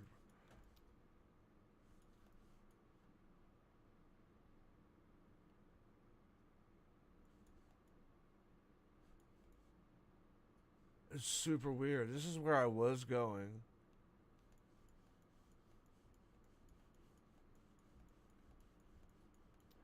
How did I... I'm so confused how my map separated like that.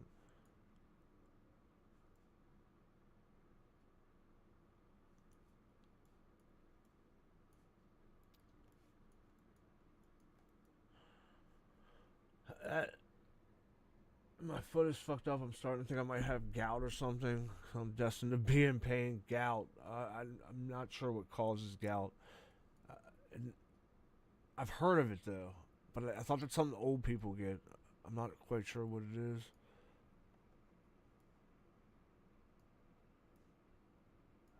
This is crazy. I don't know. We're gonna go this way. Let's do breach, boss. Let's do this. So we need to do an expedition and a breach. Alright.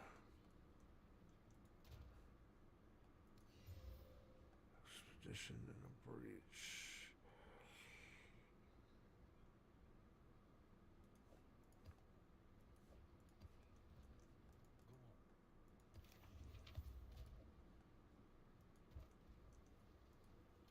Alright. Let's see what we got here. Let's... Monster damage. Oh, that one's not too bad. That cooldown recovery rate sucks, man.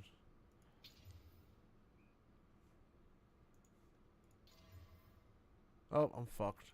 50% less cooldown rate on that one, too. Alright. Fuck. We're gonna do this one first.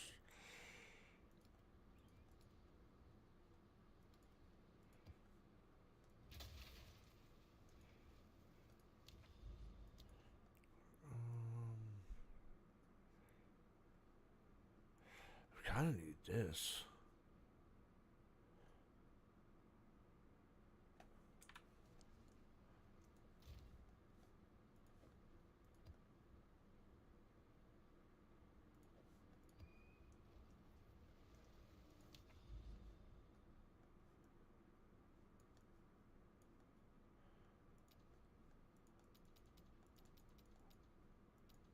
Why can't I click on it? Oh shit, I haven't done the tower yet. Shit. We need to... Damn, we got a lot to do here. We need to do the towers. It's lit. I thought it was done already. It's weird.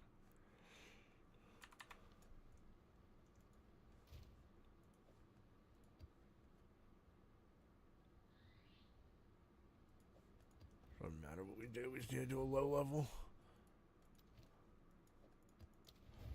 Make quick work of this. Reloaded. What time is it? 12:18. Still early.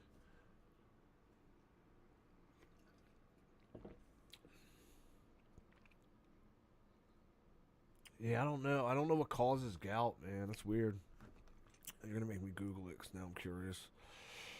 I'm gonna be thinking about gout for the rest of the day. Alright, let's see what causes gout.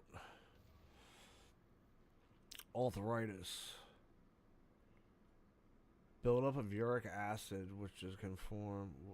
What does it causes it? High levels of acid in blood. Diet. Red meat, seafood, alcohol. Medications. Family history of gout. Being overweight. Kidney problems. Huh. Well, here's hoping it's not that, and it's just something minor. Yeah, I don't know what you can really do about gout. I don't know what the treatments are for it.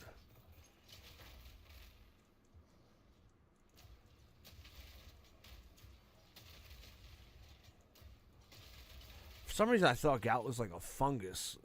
What is the one where that... It's like a fungus you get.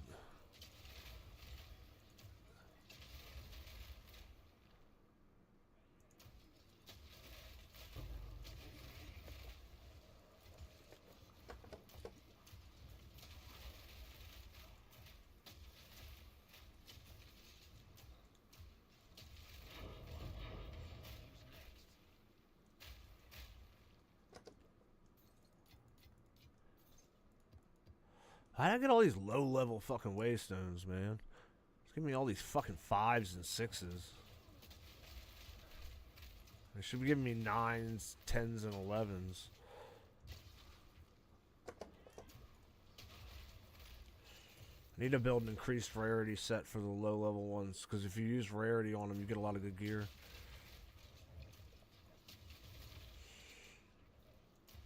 God, oh no, I'm dying.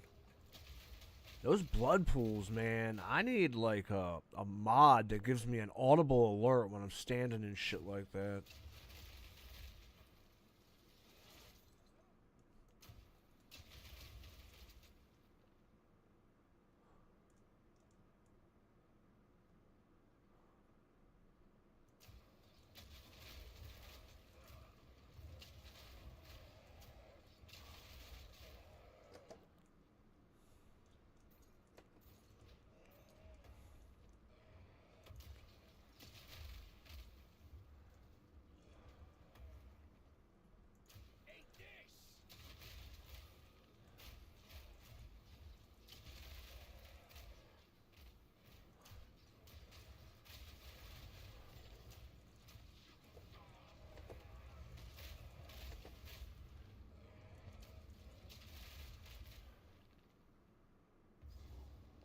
Oh, we made it. That was easy.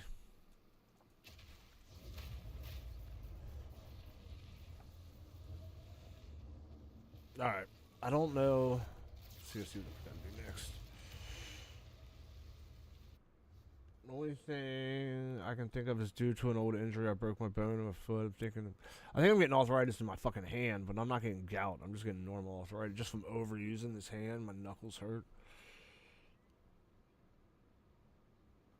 Coming back to haunt you. Yeah, old injuries can do that, man. Fucking have an injury you had from when you were in fucking high school, and all of a sudden that shit sneaks back up on you.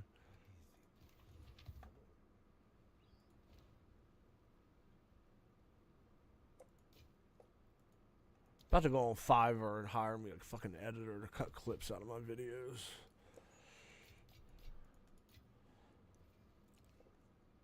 As I'm getting older, I've gotten very lazy. Alright, hold on a second. Give me 1 second, guys. I think I'm gonna get a pizza for lunch. I'm hungry.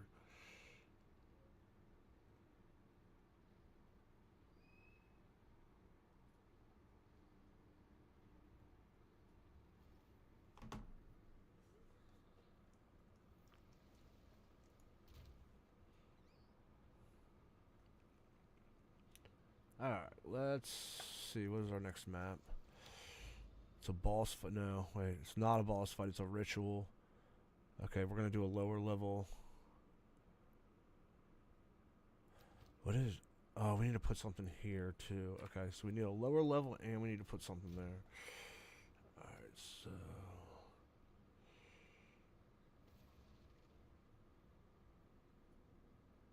It's just irradiated. This one makes it drop breaches. Let's do that. See if we can't run a breach and get another one. Boom, we got a breach on both of those. Oh, on all of these. It's perfect. Alright, let's run this. We're going to run this with a lower level, though. We're not going to run a 15. We're going to run like a 13. And we're not going to run... This will work.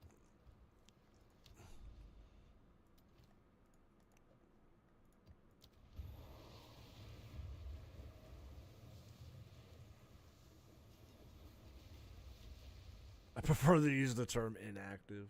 Here, let me start. I'm gonna start this video back up so we can finish it. I don't know how much time's left on it. Oh, it's over. It's got like 1 minute left. I'm really excited to see what this game's future is.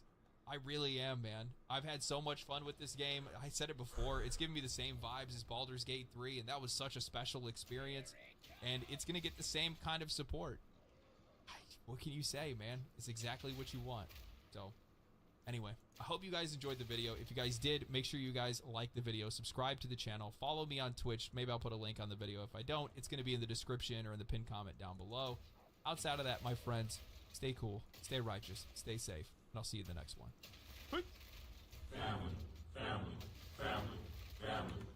All right, for anyone interested, that is Legendary Drops. He has a really good gaming YouTube channel. He is blowing up right now. Why is it? Apparently we're watching this. Path of Exile is awake. Anyway, Legendary Drops. He's got 240 subs. He started about a year ago. He makes good videos. He's going to be one of the bigger gaming people coming up right now. Alright, let me see. Let's see what shows up in the algorithm. Kingdom Come Deliverance 2. Bro, they fucked the game up. They fucked the game up. We were waiting for it. They fucked it up. They put some woke shit in it. Now they're arguing and shitting on gamers, so I'm not going to be able to play the shit, man. Fucking stupid. I'm so annoyed. Maybe we'll watch a video on it later. I don't want to watch a video on it right now. I want to find something. What the hell's going on today? Trump signing more executive orders today?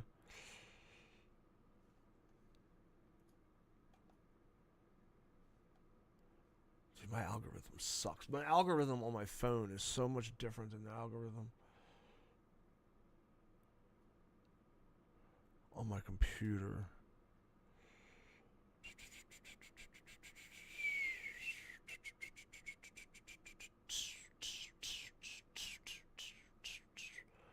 Alright, I don't know. I don't know what to watch. I don't want to watch nothing too short because I want to be able to farm while we're watching it. The most disturbing music video of all time. Runaway Train. That sounds interesting. God, there's the Gamergate thing.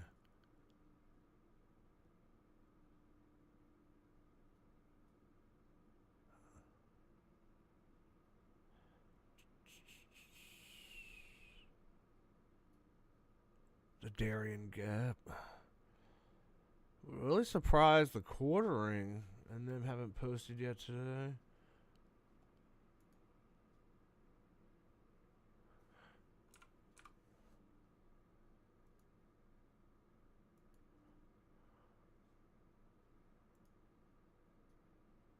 Yeah, he hasn't posted at all today. That's weird.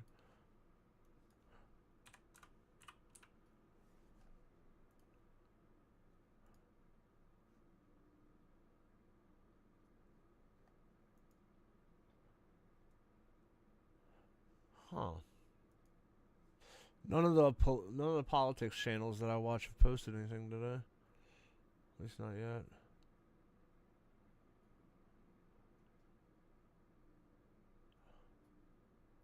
No, let's watch this. This week, I will also end the government policy of trying to socially engineer race and gender into every aspect of public and private life.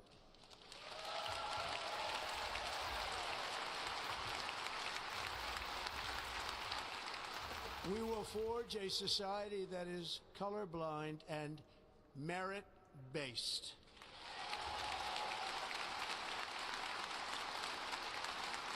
As of today, it will henceforth be the official policy of the United States government that there are only two genders, male and female. Mr. President, going back to the World Health Organization, you were the president during... I'm so glad we backed out. Moments later. Donald Trump was Bro, I'm so glad we backed out of the World Health Organization. inaugurated at 12, and just a few minutes ago, he has now claimed that there will only be the male and female gender that will be recognized in America.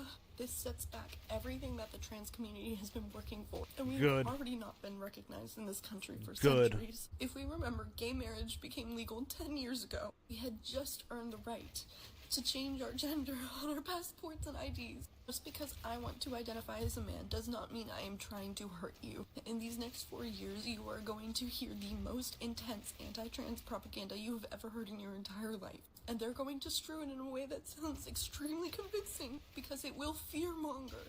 It will fearmonger everyone's insecurities. Please talk to your neighbors, protect your trans community, stay involved, and do not forget us, because history will try to erase us. Hey guys, everything feels really out of control and scary. Oh, I love it. And I'm really anxious. Liberal tears. Elon Musk. Just sit back and absorb it, guys. Sit back and absorb it. For some reason, that's so scary. And like Donald Trump's the president, and that's so scary. And like, he basically admitted to voter fraud, but we're all just kind of glossing over that. Also, if you look up, this is random, if you look up right now, in the search bar on TikTok, the Taylor Swift song, The Smallest Man Who Ever Lived, it's all, like, for me at least, I'll tell you, it's all, like, replaced with woman, question mark. Like, what is about to happen? Like, I have, like, such, like, impending doom and fear, and, like, what is about to happen? So, Alright, you ready? I'm just laughing because I'm scared. Like, I don't,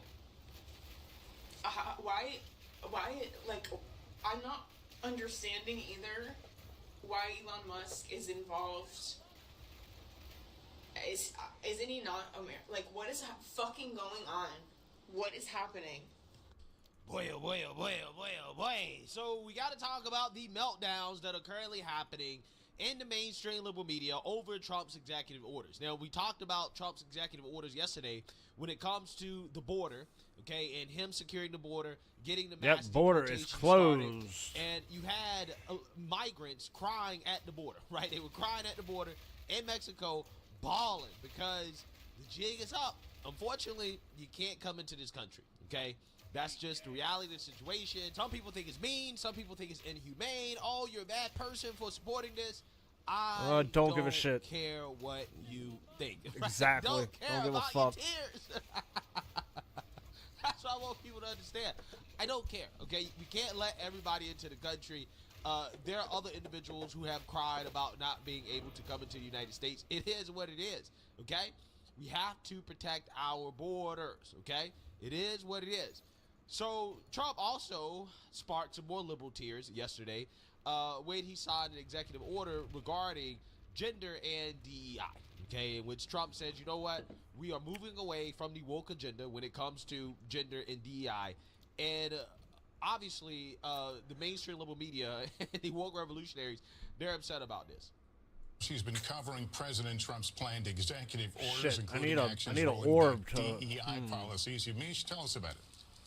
Well, good afternoon, Lester. I've been talking to a number of legal experts related to the executive orders on DEI, which of course is diversity, equity, and inclusion, as well as gender identity. The Trump administration and the President Trump are planning to sign an executive order where they would be saying that there are two biological sexes, male and female, and to that end, they would be rolling back any sort of gender issues or any sort of gender things that are talking about anything that's non-binary or anything that is not specifically male or female. And to that part, I've been talking to a legal expert who say there could be immediate impacts on that executive order, including in prisons, migrant shelters, as well as in spaces like rape shelters. That could mean that people that are transgender could be moved out of those spaces that they say align with their gender identity and instead moved into spaces that deal with their biological sex in the way that the Trump administration is seeing it. So good. we Get it done.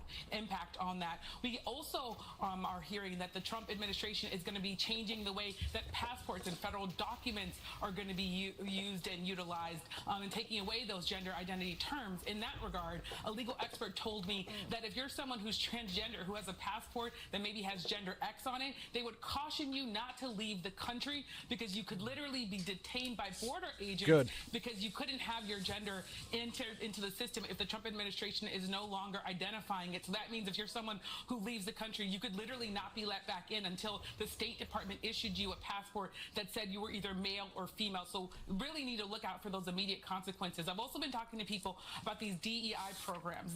And the DEI programs. Every last one of those racist, discriminatory programs.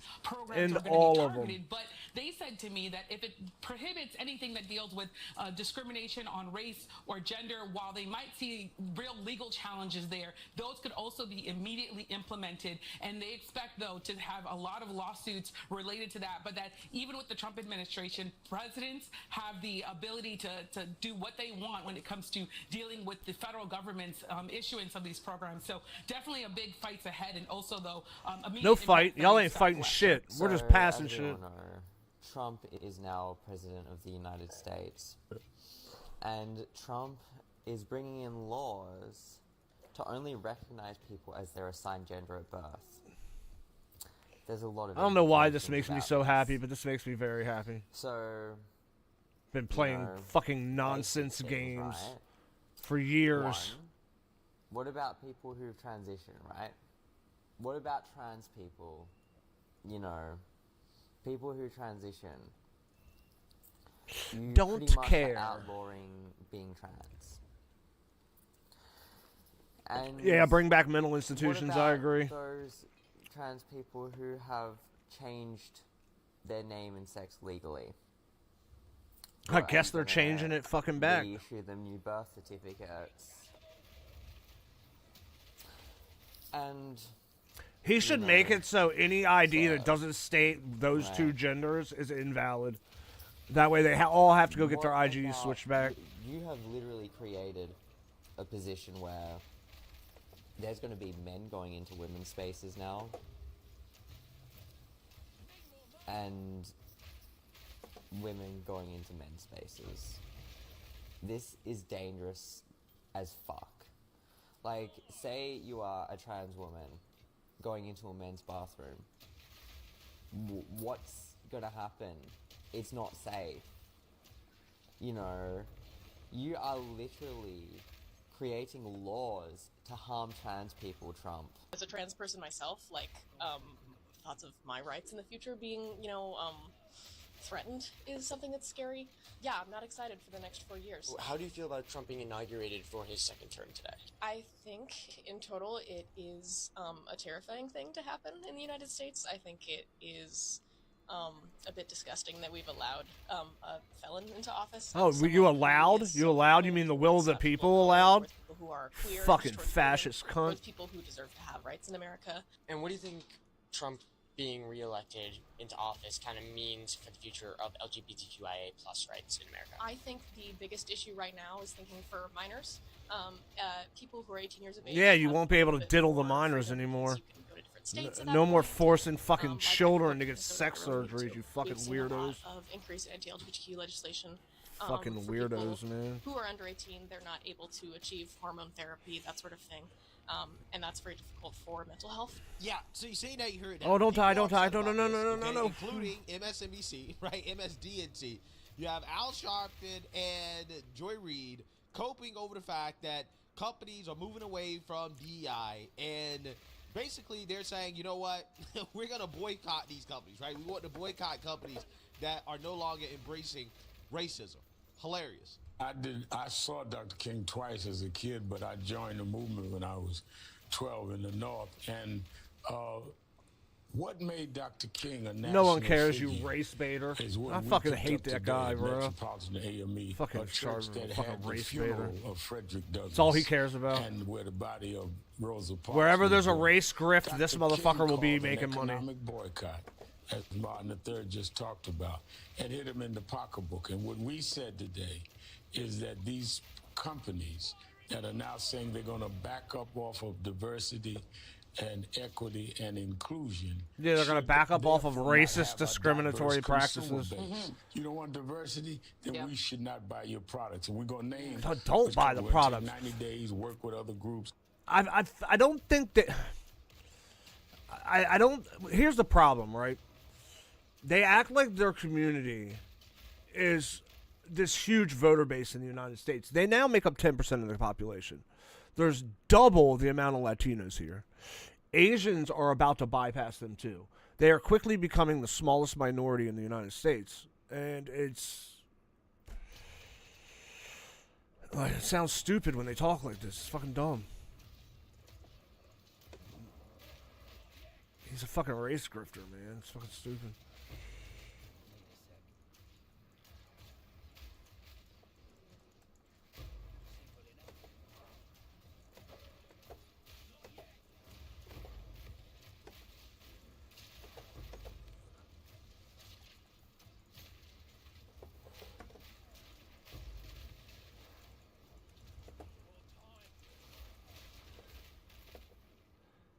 Oh, I got quite a few.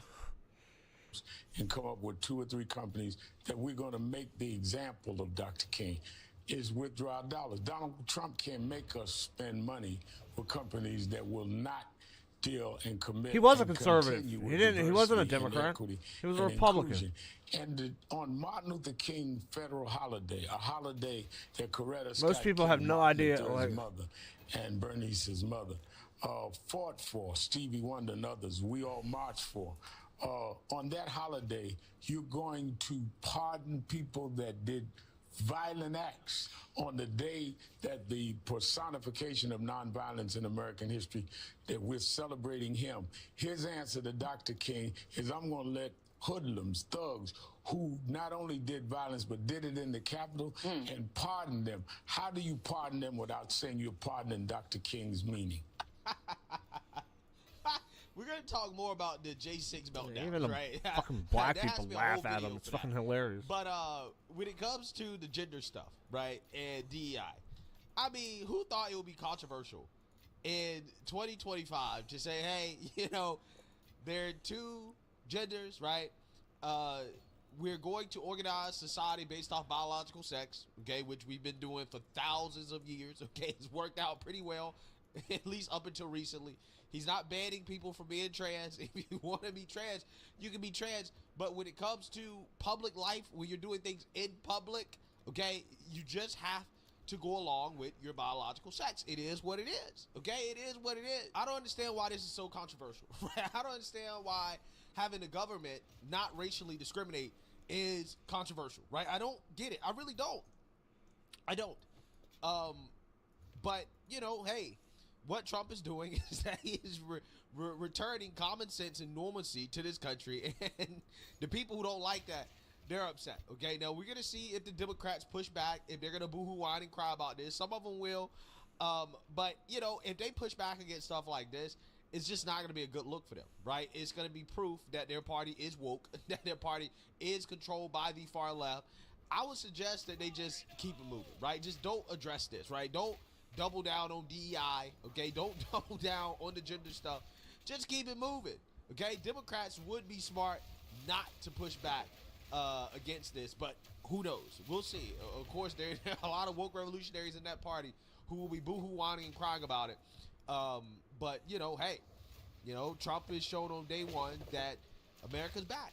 America's back, and we are going in the opposite direction that we were going for the last 4 years. And I think that is clear. Let me know what you guys think. Make sure you like, comment, and subscribe. Most importantly, share a Black conservative perspective. Peace. I have some tour dates I would like to announce for Europe. I'm going to a friend's wedding in Europe, and so I was able to find some dates last minute, and these are what we can do for now.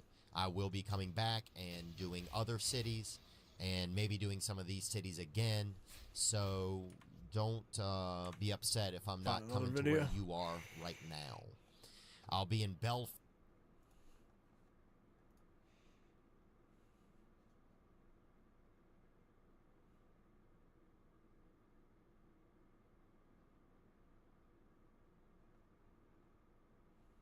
I can't wait to see the war break out. The deep state's so fucked. More are going to be released tonight. Okay.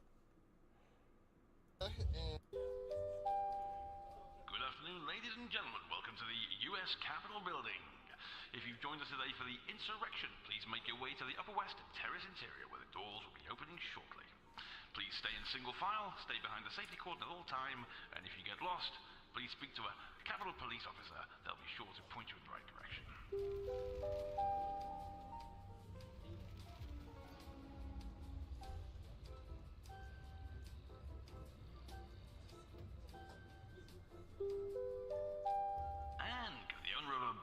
Ford Focus, plate ending 182, please report to reception as you've left your lights on. Not this map. What's on, everyone? Jeremy here from the Quartering, and some pretty big news coming out, obviously, yesterday. I still think we're missing something. I think there's supposed to be an expedition here. Watching Trump to see if we get a free Ross order today. No, maybe not. I guess Elon Musk said that it's coming today. There should be one more ritual, that was kind of the last of his big day one promises that I at least remember that he made to people. But last night, the very first... All the J6 hostages executive order should be released. That's great. In the Oval Office, they should have never been in jail to begin with. Pardon. It was a pardon for what I can tell is the overwhelming majority of people that were, in my opinion, wrongly imprisoned. Except that's where the deep state said, wait, where is the last one at? We're at? not going to comply. They're already fighting him, refusing to release these people, and the scene outside the D.C. jail sees some of these guys coming out in stretchers.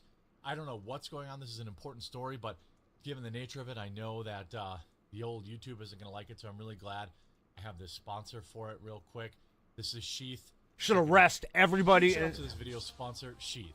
You know, I've been should arrest everybody in that prison. Everybody that works in there. Throw them in jail. This isn't something you think Release about the J6 often, people or go to fucking jail, you dumb fucks. You're going to be really, really happy with their product. Sheath was invented by U.S. Army soldiers. Also rolled out new holiday plaid and the fun time driveway or have to be outside for any amount of time. It really makes a big difference with the most. If you use .com and promo code, I only ask, give them a try. I really think you're going to like their product. And where is the last one at? I can't find it. Especially after wearing the same thing forever. But give it a try. There's one. And, they're definitely a company that does not mess around with woke nonsense, and I think you really like them. I'm missing one. So Trump issues 1,500 pardons for January 6th defendants. We're going to release our great hostages, and that's the correct word for it, to be totally honest with you. They were hostages. I can't think of a better word for Democratic it. Party Now, some scumbags. of these people did break the law. Here's the thing. There's two groups of these individuals. Fuck Democrats, bro. People that, I don't even at least care in my anymore. opinion, should never have been arrested. At the very minimum, never should have been in jail. And then there's a second group of people where maybe they did something that, you know, I don't is know jailable. where I can't Maybe they find got this into a last brawl or something ritual. like that, but they were wildly over-sentenced. Then you had people like Enrique and others who were very politically sentenced, and reports even indicate that they were offered no jail time if they would simply say that Donald Trump told them to do it, and they refused and said eating it's a right there. 25-year penalty in prison. So Washington, you know, President Bro, issued yeah, pardons do on a Monday ritual in this little to room. hundreds of participants, and How? the worst day in American history ever, according to Democrats. The newly sworn-in 47th president signed the document commuting 14 sentences and offering a full and complete unconditional pardon to all dead, other I'm dead, I'm dead. individuals I'm convicted dead. of offenses related I'm to dead. the I couldn't events. get out of there. It's in too I will small of say a room. this, I mean, it don't matter. they've We been already in completed jail the map. a But very long we time lost our already. XP from doing the I map. see people who do far worse in this country Super in 2 annoying. That years, was a maybe terrible 1 spot year, for a ritual. I maybe no shouldn't have time done at it. I all. should have just fucking skipped So it. they've already been in jail for a long time. These people have been destroyed. Trump said to the Oval Office when asked about the benefit, if any of the beneficiaries have been, you know, put their hands on cops, so to speak. The wild thing is, even if they had, right? I don't care if they have. They were all fucking entrapped. They should all be over-sentenced. released. Here you have families and supporters sing the national anthem for the J6 detainees outside the DC jail, where I believe the overwhelming majority of them are being held. Alright, this is going to be a hard one, guys. This is going to be a tier 15. Not a great effort. But the fact that they're there and it's like 20 below zero, I'd say that's pretty good. And let's see. Here you have some of the reactions. By the way, here you go. As of 51 minutes ago, the residue of the swamp can't even release their hostages with dignity. It's over. Let them go home. Here's one of the tapes. I'm giving you literally all I got. But no more are going to be released tonight, okay? And why not? Tomorrow is a brand new day. We'll see what tomorrow brings, okay? I'll probably be here with you. What do you mean tomorrow's a brand new day? They should throw him in jail. The president Anybody that's himself refusing to said, release should be thrown in fucking free jail. them. Let him out. I don't care what you have to do. Do your job. All right, I remember I had to bail somebody out. Should arrest those not fucking that long people. ago. Don't fucking And, fuck. Do your it was job. Go to ridiculous- jail. ridiculous It's a process. presidential pardon. But I Let him wasn't out the or go to president, fucking jail. Right, the president himself. President said, should go straight "Yo, to let that these prison and people do out. this. You all work for the president. Go Piece do of your shit. job." I hate fucking Democrats, bro. Okay?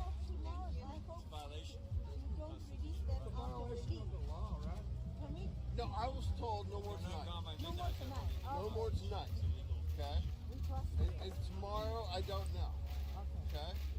I mean, what? That's the best I got for you. Nope. I'm sure they're fine, but no. The man has assured me no more. Imagine sitting 4 years in prison, and they're saying, "Oh well, you know, we'll get to it when we get to it." Oh, Now, that hurt. I will admit, you know, I don't know how many of them were in that particular facility. Maybe it was 100, 200, 300. You know, paperwork does have to be done, and it wasn't signed until almost 8 o'clock Eastern time last night. That's probably a lot of paperwork, I imagine. But, you know, there's really no excuse to say, look, I'll authorize overtime or whatever. Get this out. If I were those prisoners, the moment I got out of jail, I'm suing the rallying federal for them. government. Of course, anti-Trump protesters are currently clashing with them. Why? Because these people are probably paid to be there. They're losers. They have nothing to do with their lives. I gotta turn the music off, but here you have an anti-Trump protester getting owned by cops saying, "Get out of here." I mean, it's good to see they did their job, you know, wheeling away this one soy-infused loser who wants to harass these people who are probably families, friends, and supporters of people who are sitting in prison unrightfully. Right over on the other side. Yeah. No, sir. No, let him go in there. I'm gonna lock him up myself. Yeah, people are saying. Go on in if you want to. I'm gonna lock him up myself. Yeah, go on in if you want to, it says, right? You know, these people are going to eat you alive.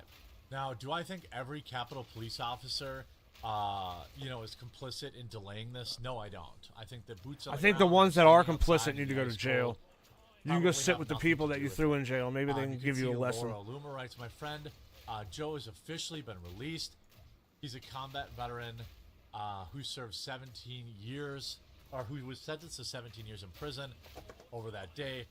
I attended his trial in D.C. and raised thousands of dollars for his defense. I personally advocated for him to receive a pardon. Joe suffered a traumatic brain injury while deployed to Iraq, for which he received a Purple Heart. Joe Biden's DOJ stripped him of his military pension when he was jailed. I hope President Trump will restore it, along with Joe's veteran benefits. Now, he was one of the people that got a commutation, not a pardon. So I don't know, but I certainly hope he would. Of course, the mainstream media is having a total and complete meltdown.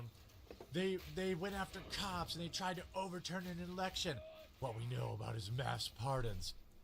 Look, I'm not going to say again. They all should be pardoned. I don't care what they did. It was all a setup. It was entrapment to begin with. Got a little too excited. That got a little. Feds were in the crowd. It's bullshit. Let them all out. Maybe they put their hands on somebody, and I'm saying those people, give them a ticket, sentence them fairly, and I think that should be the end of it. That's not what happened, and ultimately, it's absolutely bonkers to me that. All right, we're gonna do this last because anybody. We need to clear the level first. Oh no, I'm dead. I'm dead. I'm dead. I'm dead. I'm dead. I'm dead. I'm dead. Or these ridiculously long sentences. Everyone that give me a advocated second, for man. it was literally just doing so to own Trump. I'm not kidding you. It was a Trump thing. We're gonna own Trump. Ha ha ha ha ha. This and that and the other thing. And it's pathetic. If anybody on the right was saying that, I would definitely be pushing back against it as well. I will point out, it's pretty curious how literally none of the leftoids who, invaded several different government buildings over their Free Palestine movement, not only were none of them charged with anything, but none of them were crammed into federal prison, put in solitary confinement for years. People like Owen Schroyer sat there and rotted in federal prison and never even entered the building. Again, I'm not saying some of these people are completely guiltless. What I'm saying is they were wildly over-sentenced at minimum, and many of them, like grandmothers. And by the way, people ended up deciding to take the ultimate ticket Just off get this killed planet to dumb shit, man. We just lost all of our because they were experience. faced with jail time. And because that of the political persecution of the Joe Biden DOJ. So punishing there's at when least you one fucking person lose. that I know of that decided it would be better to, self-delete than to serve time in federal prison. That is a life that was lost that never should have been lost. That probably never would have been lost if it weren't for the. That never happens to me. I'm not self-deleting myself until I self-delete the people that come after me. Shock and awful. I was prepared for shock and awe. This is just So shock I would and have took awe. a whole bunch of fuckers it's with so me. funny. If David is 100% right, this could be interpreted by some people as a green light for right-wing political violence. What? That's not his intention. But What are you talking about? Those people served 4 years in prison. I don't think this is a green light for literally anybody. Be interpreted that way because why do you put people in jail? 3 reasons. You want to incapacitate dangerous people. You want to punish people for doing bad stuff. And you want to deter people from doing the same thing again. It looks like the federal... I don't think anyone is going to say, hey, I'll serve 4 years in hopes that President Trump will pardon me. I legitimately don't believe that there's a single human on the planet that is looking at this and thinking that. Only Van Jones thinks that's true. Absolutely bonkers. I hope you're informed by this video. If you were, please do leave a like on it. If you haven't yet, subscribe or follow down below. Don't forget to check out Sheath, absolutely strong sponsor of this channel, military veteran, absolute great company, and they don't mind being on the spicier videos. We'll talk to you again real soon.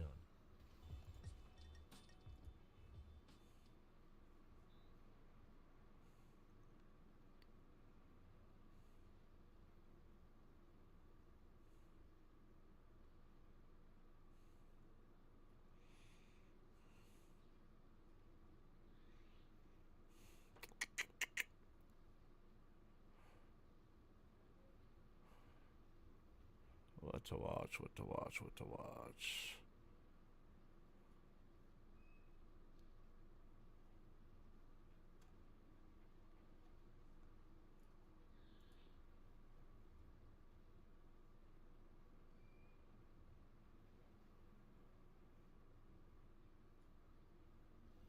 Oh, light on videos, man. Algorithm is not great.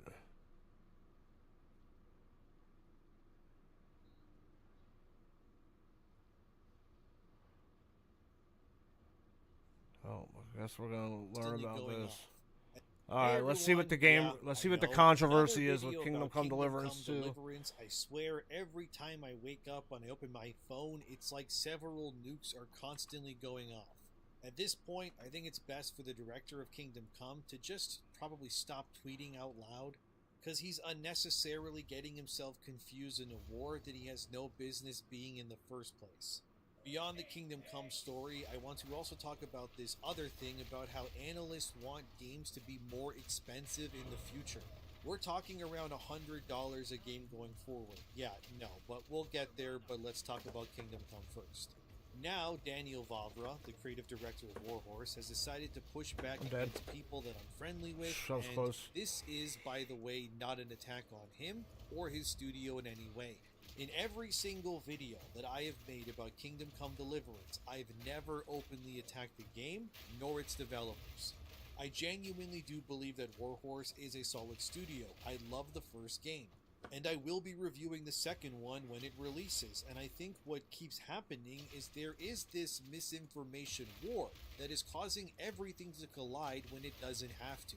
So what happened now, you're probably asking. Well, a mutual channel I'm friendly with called Rev Says Desu, you've probably heard of him, I watch him usually when I'm gaming myself, but Rev made a video about the whole Kingdom Come Deliverance 2 situation. There was an alleged Saudi Arabia ban for the game for some kind of gay scene stuff, and then misinformation went all over with fake screenshots that were claiming that Henry could fall in love with a trans woman, which wasn't true by the way, and a lot of other things. Eventually, Daniel Vavra came out and just stated that Henry could indeed become gay in the game if you chose to do that. But the way that it would be done is very in line with the times then, which is that it would be very secretive because being gay back then was considered blasphemy and would result in bad things happening to you. But that, like anything else in Kingdom Come, it was also player driven. You can play Henry as a hero, or even a sort of evil guy who hurts people to get the information that Temporary housemaid. I need a up to permanent you. housemaid. You can even cause crimes and get branded if that's your sort of thing. The point is that what is happening in Kingdom Come 2 is up to you, the player, to decide. And when people say Kingdom Come having a gay romance option is now woke, it does seem people are starting to become very rigid in what they consider what is and what isn't technically woke. These games, remember, are role-playing games. And would you consider Baldur's Gate 3 woke, or Mass Effect 2 back in the day woke, knowing that in both games you could, if you wanted I'm to okay with roleplay as a gay they can put the character? gay shit I in the would game. argue That no, doesn't because bother me. again, Like it's if it's player not choice. forced I on the didn't play player any and game it's just a ever as choice, gay man. If the it option doesn't existed in any game, like for example, doesn't as bother long me. as you have the Amulet of Mara in Skyrim, which came out in 2011, your Dragonborn could romance anyone, regardless of sex or even race. Would we really consider Skyrim woke? Because of this option, which clearly existed and was implemented long before Gamergate or the word woke even really existed in the same context. I would argue no, Skyrim is not woke at all. Now, if the game pushes ideas or concepts onto you constantly and doesn't allow you to escape them, then we have a problem. But in many of these games, which are again role-playing games for a reason, being gay is not forced upon you. And Kingdom Come is simply doing what all these other games have done as well. I know there's going to be people saying, well, if you give them this inch, then they'll take everything, but no, it's not really the same at all. Having same-sex relationships has been a thing in games for decades at this point. What you should criticize is if a game pushes agendas that you can't escape. And right, if it's forced on you. He's right. As long as it's not forced on you, I don't care. I don't care about trans shit. I don't like. Yeah, Veilguard made you forced to do it. Who isn't that a villain outside of the main two villains who are, well, literal elven gods. But anyway, that is a clear agenda that is being pushed. That every hero and NPC who helps you falls under the spectrum of your gender stuff or being gay across the board in that game.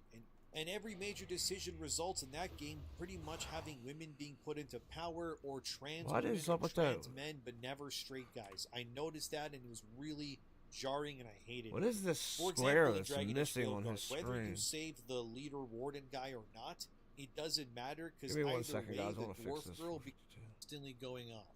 At this point, I think it's best for the director of Kingdom Come to just save the leader warden guy or not.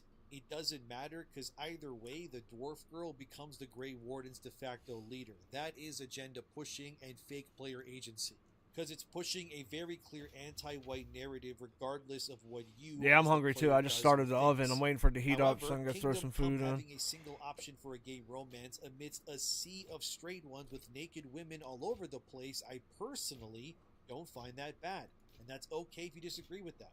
And I think the more we go down this path of attacking people like this and lashing out without rationally thinking will do nothing but discredit and actually ruin the image of Gamergate 2 and this whole community as a whole. It's very important to not lose the plot in all of this, and I think that some people very obviously are doing just that despite it. Unfortunately, every single time I feel as if we've reached a critical point in this controversy, a new one arises, and this time it's so unneeded, but here we are. So Daniel Vavra, the director of Kingdom Come 2, has needlessly decided to lash out at Rev Says Desu, who, like I said, made a video about the same controversy. Here's what Daniel Vavra said about that. Another grifter. No, our pre-orders haven't dropped because of backlash. The sold returned copies ratio is the same as it was. What happened is that the preview hype has naturally waned, and 9 massively discounted games entered the chart. Monster Hunter is down as well. So Vavra is claiming that Rev is pushing the narrative that Kingdom Come is woke. However, as we can see, Rev puts the words in quotations and explains it in the video if you've seen it. That the game is actually not woke at all, and a lot of this is one big misunderstanding that he, like I am as well, am trying to clear up for the rest of the internet. As for pre-orders getting refunded at a massive rate, I don't know that. I don't have access to that information, so I can't say. However, from my comments, I can tell there are you guys out here who have either canceled pre-orders or are just waiting and seeing how things unfold, which is your right to do so, and that's fine. But I think again that Daniel Vavra is reacting too emotionally here, but hey, I get it, man. You spent years of your life building up this studio, this franchise, and this game's success will obviously have a big impact on your studio's future. Personally, if you ask me, I think it will all turn out just fine in the end, but I totally understand why Vavra is being hesitant. You would be too if you were being attacked by people for pretty much making a sequel that improves on everything without really changing much besides, I guess, the gay romance option. I personally feel like Warhorse added the gay romance option not because they really wanted to, but likely it was done to shut up game reviewers and journalists who would definitely complain if there wasn't that option. And in my last video, I showed how Warhorse, Daniel, and Kingdom Come have been the target of mainstream media for the better part of a decade, so I totally understand. This is a studio that has been constantly undermined and spat on by the gaming press for not bending. Wish I had a frozen peak as quick and easy. Yeah, I got one left. Got one left. I couldn't even get my California pizza one either, man. I got a fucking Red Baron, which is not nearly as good. Unwarranted by the gaming press. Certain sites refused to cover the game and give it exposure because it was too white, like Vice.com. or the myriad Oh of god, sites oh god. complaining that Kingdom Come is Those not physical diverse hits, enough man. despite its location and time Ain't no period resistance from not physical being hits. taken That shit into the hurts. equation. Of course, in that big thread that Vavra posted that I showed in my last video, he chimes in claiming that there are foreigners in Kingdom Come, but there's a caveat here, of course. These foreigners are invaders from another land that are looking to destroy the medieval Bohemia paradise that the game takes place in. So while yes, you could say, oh, the game has diversity in it now, again, these are not exactly positive depictions of diverse characters. They're literally villains. Like, they're not here to just say hello. They want to kill everyone in the land and take it over. And you are playing as Henry, alongside your allies, to push them back. So if you're against diversity, then isn't the plot of Kingdom Come 2 being you fighting back against this invading diverse threat then a positive in your eyes? Like, this is what I'm talking about. There's so much missing context here, but Vavra is doing himself no favors, attacking Rev, who did nothing wrong at all. Rev would reply back with labeling me a grifter in a video where I defend your game from being labeled woke over a rumored gay scene is wild. Yes, people canceled pre-orders, many did because you won't address the actions of the community manager's code of conduct posted on Steam. Even now, you still avoid the issue entirely. Yes, your game has a lot of pre-orders, but it would have had more if you didn't tiptoe around valid concerns about the actions stemming from your parent company. Seeing you crash out over someone pointing this out is exactly why people are losing trust in you.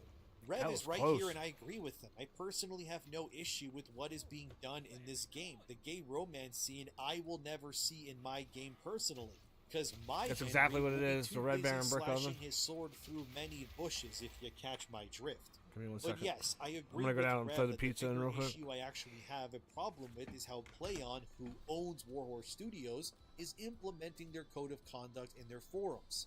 And how a lot of what they're saying in their code of conduct mostly just limits one specific group of people, white men to be exact.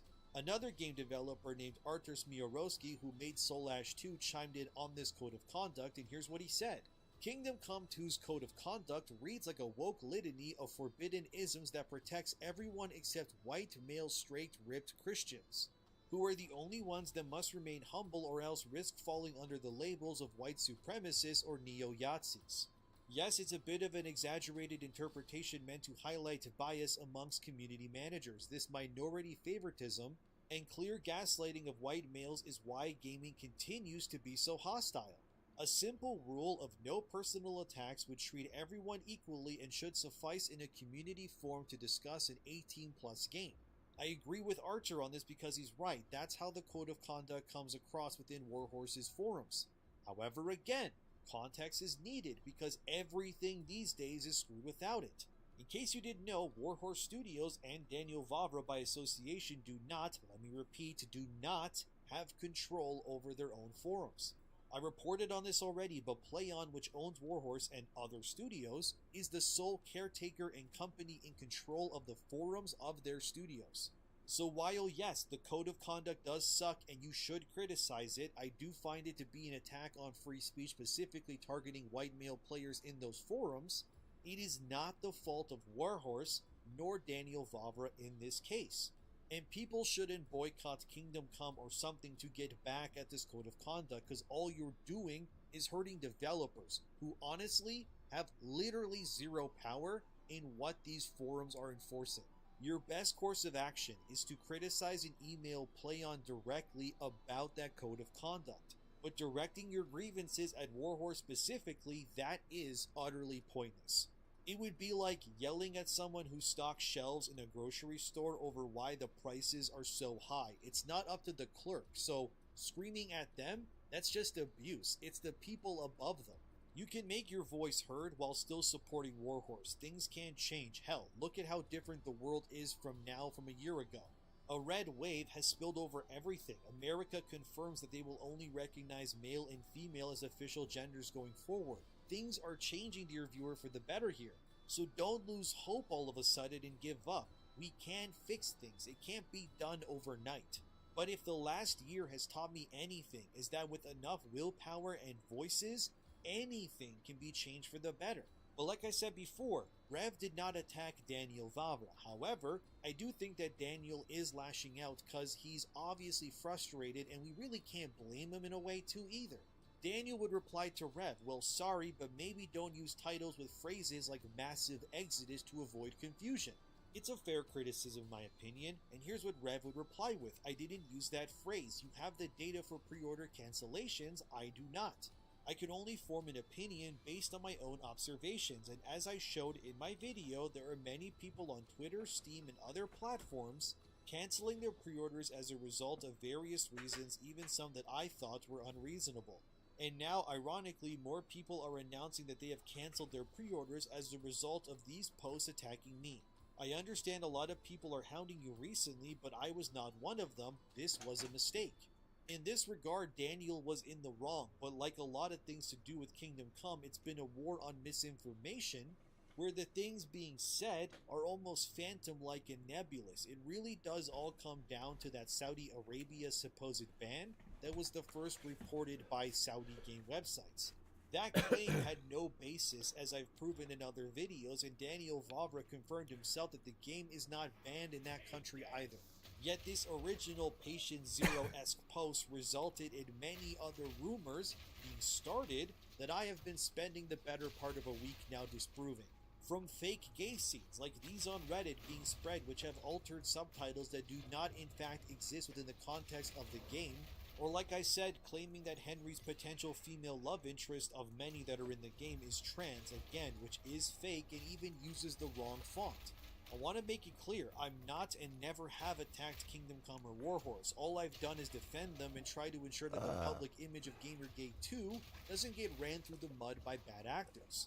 And if you are on the side of running that image through the mud, you're doing more harm than good, and I need you to understand that. This is how causes sour and eventually fall apart. And we need to ensure that the messaging and cause of this online movement is not co-opted and destroyed by bad faith actors, many of whom I bet are using burner accounts to gaslight you guys through fake misinformation aplenty to come to this very moment right now. Basically, I think a lot of people are being played by deliberately placed hate and smear campaigns that are causing people who should be allies to fight amongst themselves. I don't want people to watch my Kingdom Come coverage and think that, oh, Endymion is pro-woke. Are you kidding me? Me of all people being pro-woke. Listen to yourselves. But I do think we need to keep a leveled head on things before everything that we've worked for blows up in our faces and this unified movement becomes splintered and ruined for no other reason than because people can't tell the difference between misinformation and what's actually the truth. So I plead to everyone watching, do not allow such lies to cloud your minds and ruin all of this. It's not worth it. And those woke activist weirdos will use these spouts of infighting and misinformed gaslighting to use it as ammunition to denounce and ruin this cause that has done so much good already. Do not allow them to control you. You are playing into their hand right now. Come to reason and realize that I need to do a breach. I need a breach tablet. Do not let them win like this, because when things like this start to happen, this is how those who hate you cause the pendulum to swing back to their side. And after everything that has happened, do we really want to let control be taken away almost as soon as we gained it? I say no. That's moronic, to put it lightly. This is why it's important to understand what is factually real and what isn't. Anyway, Grums would retweet the Daniel Vavra versus Rev debate, and then Daniel would also respond to Grums with, maybe don't use clickbait titles as the answer. I am trying myself to move away from using certain things in my titles too, because I think as time moves on, I need to evolve my content. And it's clear all of this has happened in this video because Daniel felt like his game and studio weren't represented in a way that was authentic to him. Rev would respond to Grums too in the same thread with, mind you, he falsely judged my video without watching it, and within the same hour, mocked someone for making assumptions about his video without watching it. He can deny it all he wants, but based on tweets and Steam forums, a lot of people canceled pre-orders for various reasons. Yeah, it's a big misunderstanding that is leading to a lot of problems that really never needed to exist in the first place is what it is. But I think the canceling of pre-orders could have been avoided had the communication been clearer, and that is on Warhorse for that. Of course, there are old tweets that are being trumped up. It's gonna be hard to level if we keep dying, man, because I keep losing all my XP when we die. People in this game. Would you please explain to me what's racist about telling the truth? There were no black people in medieval Bohemia, period. The only logical conclusion I can come to is, well, for one, that tweet is almost 10 years old at this point, and secondly, they were still making the first game when he tweeted that, and the second game's story was not realized yet. Also, Warhorse was not owned by PlayOn in 2015 either. Could it be that PlayOn, who owns Warhorse now, made them put some diversity in the game? Maybe. But Daniel Vavra has already denounced those claims and said nobody pushed him to put anything in his game at all. So the likelihood is that the story of the second game was planned out and would always include an invading foreign force. But again, if your diversity, so to speak, in this game is the literal bad guys, I don't really consider that to be something that people who are against this sort of thing to be against this either. In fact, It's historically correct. That's all it is. It's literally historically correct. That journalists start complaining that Kingdom Come 2 is a conservative wet dream power fantasy. And then they start writing articles claiming that the game is a right-winger's dream because you're literally going around in a suit of armor, wielding a sword or whatever else, cutting down foreign, non-white people from invading your home. Actually, now that I'm saying that, I fully expect this narrative to become something the legacy media ends up pushing. Maybe Daniel Vavra was sick of the gaming press with how they treated him in his studio when the first game came out. So then he made this game's plot as a big FU to the weirdos who denounced his studio initially, which would actually be very based of him. But I am interested to see what insane narratives journalists try to cook up once they realize it's a game about protecting your country's sovereignty from foreign invaders. Especially considering the world right now and how mass migration. I really don't need to complete this map. I just need to do the European breach. countries out here who have been submerged in hundreds of thousands of migrants from third world countries over the past few years. We're gonna clear With this new around it. context in mind, That way we're I not wonder if running this into a game bunch of actually extra shows enemies. a I'm dead. commentary on that at all. I have no proof of this. Oh yet, so my don't god, the claim that I fucking am. one-shots are But so an fucking interesting stupid. observation nonetheless. Now I want to talk about this really stupid push by gaming analysts who believe the industry should make games even more expensive than they already are. So this comes from Video Games Chronicle. There is hope that GTA 6 will cost as much as $100, says analyst. $100 price for GTA 6 would be a turning point for the industry, it's claimed. Yeah, this is terrible, I know. It comes from a report from a website called Apelion or Apeldion, I don't know how to say it. Anyway, an analyst named Matthew Ball from his report called The State of Video Gaming in 2025, and in his 221 slide presentation, this analyst tries to come to the conclusion that games will become more expensive no matter what we do. There was a stagnation, if you will, from 2020 to about 23, but this was mostly due to the pandemic, so obviously everything was strained. Now, however, going forward, prices are going up not just in terms of development, but player spending too, so things are improving profit-wise, but things are still getting worse in other ways. Fucking dumb, the man. presentation I get so mad. I can't even. Of failures in modern gaming, which is shown here, and yeah, a lot of these are identity driven, and the other ones are either live service titles that Fuck no does one a wanted quiver to play, or go? outliers like Prince Can of only be Persia, equipped if you're wielding which a in my bow. opinion was priced far too expensive for what that game was offering and likely led to its downfall despite its quality. Another thing changing is companies attempting to make new things, but those new things either died in development hell or just didn't make a splash, leading to many companies going forward focusing solely on what they know will sell, so expect lots of sequels, remakes, and safer options going forward. And another problem is that there is not enough new studios being made or new game franchises either. As many startup companies founded in 2019 like Humanoid, which was founded by Casey Hudson, the maker of Mass Effect, had mass layoffs in 2024. There's so many more slides that I could show you, but I will also link this in the description if you want to go through the 221 slides yourself. But the end game goal this analyst comes to is that games development costs are far too expensive, and the idea here is to make games for cheaper but charge more to make more profit. The hope here is that GTA 6 will bridge the gap to this $100 premium meta, but it's not a fair comparison.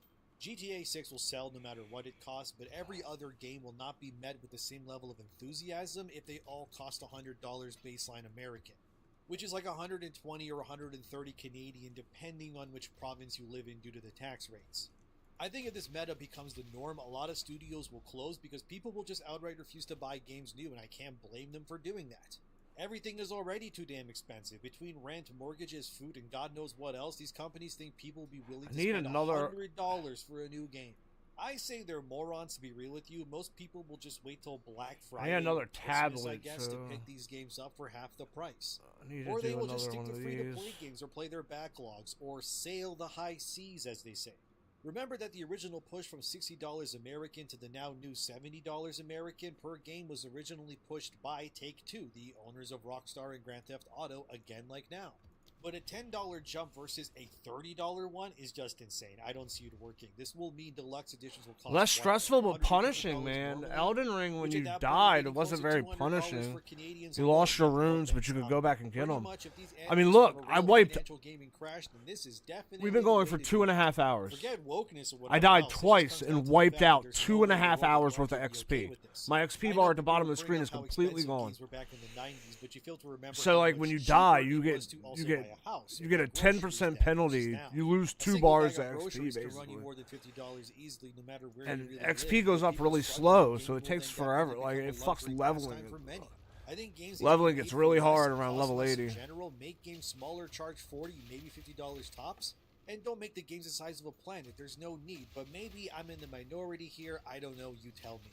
But I think the be-all, end-all goal to make everything more expensive is just going to kill things even faster. But that's what I got for you today.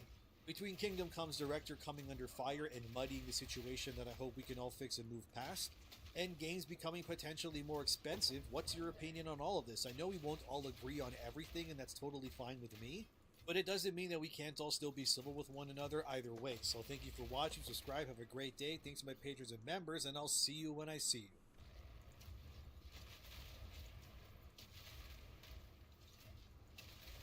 Hey, it's Endymion, and today I want to talk about Kingdom Come Deliverance 2, which is quickly approaching us with every passing day, as well as Ubisoft, as more information has come out regarding them and an internal email that I was sent that broke some information and some really bad abuse allegations too. Firstly, Kingdom Come 2 is coming out in February, but it's already making waves. The game looks to be a mega hit in the making. I am confident that when this game arrives, it's going to cause a massive wave of discussion, and we could be seeing yet another Baldur's Gate 3-esque event on our hands. I don't say that in a hyperbole sense either. I think players have been yearning for an honest-to-God, good-action RPG open-world game that keeps historical accuracy at the foundation of its experience, and we simply haven't had a game like Kingdom Come since, well, probably the first one actually, for being real. Kingdom Come and its studio Warhorse are both spearheaded by Daniel Vavra, a Czech Republic dude that is incredibly based, and finds the entire game industry to be full of woke morons. He's a guy who understands what players really want. And I'm sure his game will get ire from games journalists when it arrives cause it lacks diversity. Because the game takes place in medieval times, so sorry journalists, but you're likely not going to be seeing any trans septum-pierced blue-haired weirdos in this one. I will be interested to see if the reviews are affected by Warhorse's absolute obsession with real-world historical accuracy, even when it comes to the skin color of their cast, but time will tell. However, Daniel Vavra has come out and explained that he believes what the industry fears now more than ever are actually YouTubers, and this is from Fandom Pulse. Kingdom Come Deliverance 2 developer Daniel Vavra claims big studios are terrified of YouTubers like Critical Drinker and Asmongold. Recently, Vavra, alongside other Warhorse That's devs, because they have were a on the ton of Lepši influence. podcast, which, in case you don't know what that word means, it means best. It's a word us Serbians share with Czech people, clearly. Fun fact, did you know that the word vampire comes from the Serbian word vampire? Well, the more you know. Anyway, Daniel Vavra was on this podcast over at Vox News where he spoke about this very thing. You're likely looking at the subtitles on screen here where YouTube is trying to translate what they're saying into really bad broken English. But here's what Daniel actually said, and I quote, "Listen, I've even heard that their big developers and companies are really scared of hate-tubers, let's say. The kind of guys who started criticizing Critical Drinker, Asmongold, and others who started criticizing big companies. And I thought it was so niche. Okay, he's, Asmongold, got like a few million followers. His videos have some impact. But it's definitely not what everybody is watching, and now I found out from some people that companies are really terrified of them, and it's really having an impact. That when somebody starts to critique the game and the corporate world, that it does have an impact. and it's unsustainable how these corporations do it, considering that they're now making games that nobody wanted. And they even said it when those gamers started complaining that they didn't like it and they didn't want that kind of game. And the developers started telling them that they were stupid and that it wasn't a game for them, which is completely bizarre that you're insulting your own customers. End quote. As you can see, Daniel Vavra's comments are pretty interesting here as he confirms that industry people fear what people like Asmongold Drinker and others, I assume, Why like is it me, gonna Smash, die? Yellow Flash, and so on when it comes to these sorts of things. Because it's more evident than ever that the words of YouTubers are having more power than ever before when it comes to how the culture and, more importantly, how entertainment is created. We have made it abundantly clear many times that we do not want a lot of what these people are selling. We're sick of pandering, gender race swaps, we hate historical revisionism, and we are tired of forced diversity, just to name some of it. And whenever things get put into games that people don't want, we speak out against it, clearly. And I want to make it clear that I and others are not against, say, black people being in a game. But for example, in the newest Sniper Elite game, which is called Sniper Elite Resistance, it apparently has black female snipers and French female snipers in it, which weren't exactly present during World War II. This sort of thing takes people out of the experience when it comes to playing games like this set in these historical settings. Do I think it's enough to ruin this latest Sniper Elite game? I don't know, since it's not exactly out yet as of the making of this video. But if you want to make a game about sniping Yahtzees in World War II, historical accuracy is definitely something I think that we can all agree that really matters. But things like this can quickly turn sour and shift the conversation of whatever game is hot at the time into a negative light. If Warhorse was stupid, they would have made a black woman a playable character in Kingdom Come 2, and if that were to happen, people wouldn't be happy. On one hand, you could say, is it because people are racist, or is it because the likelihood that a black female woman was operating and somehow knew medieval sword fighting techniques within the time period and world in which Kingdom Come takes place in would feel out of place? It would be like watching an old Chinese movie about their wars within their country and then a pink-haired brown woman with the word vegan tattooed on her neck suddenly became the main character. You would have questions, not to mention it would take you out of the movie and ruin the immersion.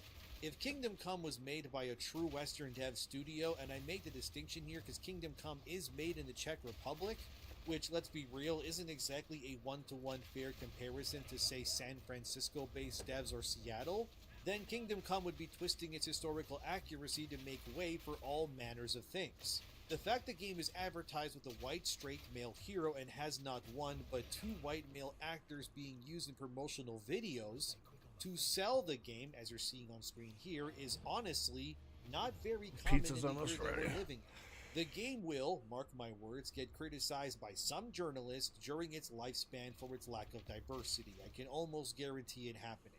Because DEI is their new god, and it's not a god worth dying for if you ask me. I mean, the fact that Sonic the Hedgehog 2 and 3, both those movies, they were not eligible for awards at, say, the Oscars, not because of their quality per se, but because they lacked diversity and didn't meet the quotas for DEI. I wish I was kidding, but that's a real thing. So when I tell you guys that the quality of the product is not as important as the message, I mean it. Look at Hogwarts Legacy. It had trans people in it, but the fact that the game was made in a universe owned by J.K. Rowling, who infamously believes that trans people are mentally ill, meant that the game could not be recognized for awards. So even when you do pander somewhat in some way and have diversity or some other agenda pushing, unless you push it in a very specific way, you're still not eligible for awards even then. This makes me worried about Kingdom Come 2 because the game will likely be very white and very based. Two things the gaming media landscape really doesn't like these days, but this will mean the game will still sell like hotcakes. Just wait till it comes out. No one cares about Game Awards. Game Awards are dead. They killed Game Awards. Nobody gives a fuck anymore. Kingdom Come 2 will be a commercial success out of the gate, but will it be a critical darling? I don't know yet. But I have a creeping suspicion it will get docked points or outright ignored because something it's not diverse enough. But what Daniel Vavra has said makes sense. These people in the industry should be rightfully afraid of YouTubers. Because finally, the paying customer has unified itself in such a way that we become able to speak for ourselves and voice our opinions in such a way that it can now be heard. If journalists don't want the heat, maybe don't attack Kingdom Come 2 when it comes out, but who are we kidding? They won't be able to help themselves. Their gender studies degrees that are collecting dust on their countertops will be talking to them like the Green Goblin mask the moment they see Henry and Kingdom Come 2 being happy and talking to white people almost exclusively. I think Daniel Vavra is one of the smarter devs of today. I put him in the same camp as Thomas Mahler, who runs Moon Studios and is making no rest for the wicked. These sorts of devs are what the future of game development will thrive and look up to in the future. Not because they're both white guys, but because they're developers who aren't interested in bowing down to a collective agenda that has ruined their fellow rival studios with their nonsense. The fact of the matter is that stuff is expensive. We all know this. My god, I can't leave my house without somehow spending $50 on some crap because being an adult sucks.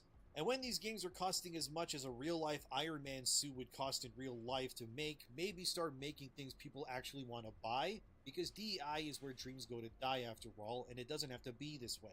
Although there was this one statement Daniel Vavra made back in April 2024 that did raise some eyebrows from PC Gamer. Kingdom Come Deliverance 2 isn't just bigger, it's more diverse, with Warhorse adding a wide range of ethnicities and different characters.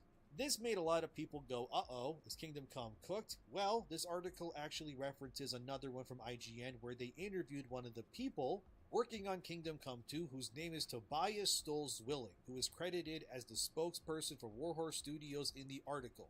IGN would ask Tobias, Kingdom Come Deliverance's philosophy on historical accuracy was debated quite a bit at release, particularly in regards to its lack of people of color. Has Warhorse's approach or philosophy changed at all with Kingdom Come 2? What new historical data will Kingdom Come 2 be incorporating, if any? Here's what Tobias said, and I quote, "The story and plot of Kingdom Come Deliverance has evolved. It's darker, deeper, and more cinematic, yet also crueler with pivotal decisions and plot twists that challenge the player's conscience. Nevertheless, it retains its humor and down-to-earth approach. As mentioned already, Henry is embarking on a journey from the countryside and local quarrels to a relatively cosmopolitan city that is besieged and occupied by the invading king. Naturally, in a place like this, people can expect a wide range of ethnicities and different characters that Henry will meet on his journey. Gutenberg is playing a very important role in Henry's story, so I can't really tell you too much for spoiler reasons, but as I mentioned before, in Kingdom Come 1, Henry grew from a boy to a man, and now in Kingdom Come 2, he is growing from a man to a warrior. However, he can't do this by himself, and he needs a strong cast of friends to help him on his journey. We are trying to depict a realistic, immersive, and believable medieval world that is being reconstructed to the best of our knowledge. And naturally, to achieve that, we are not only having our own in-house historian, but we are also very closely working together with universities, historians, museums, reenactors, and a group of experts from different ethnicities or religious beliefs that we are actively incorporating into development as external advisors." End quote. So here we can confirm that Kingdom Come 2 will indeed have more than just white people in it, which I think is totally fine, as long as those people are depicted properly according to their cultures. The hope, at least in my eyes, is that while people of color can and will be in the game, that Warhorse doesn't shift the focus from Henry to others and ends up sidelining him. I honestly doubt this will happen for obvious reasons. I do think Warhorse is smart enough to not do something as stupid as this for their sequel, but I do hope they don't fall into the pits of usual nonsense that ruins these sorts of stories where the hero is sidelined in his own game or movie for strong girl bosses. We've all seen it before.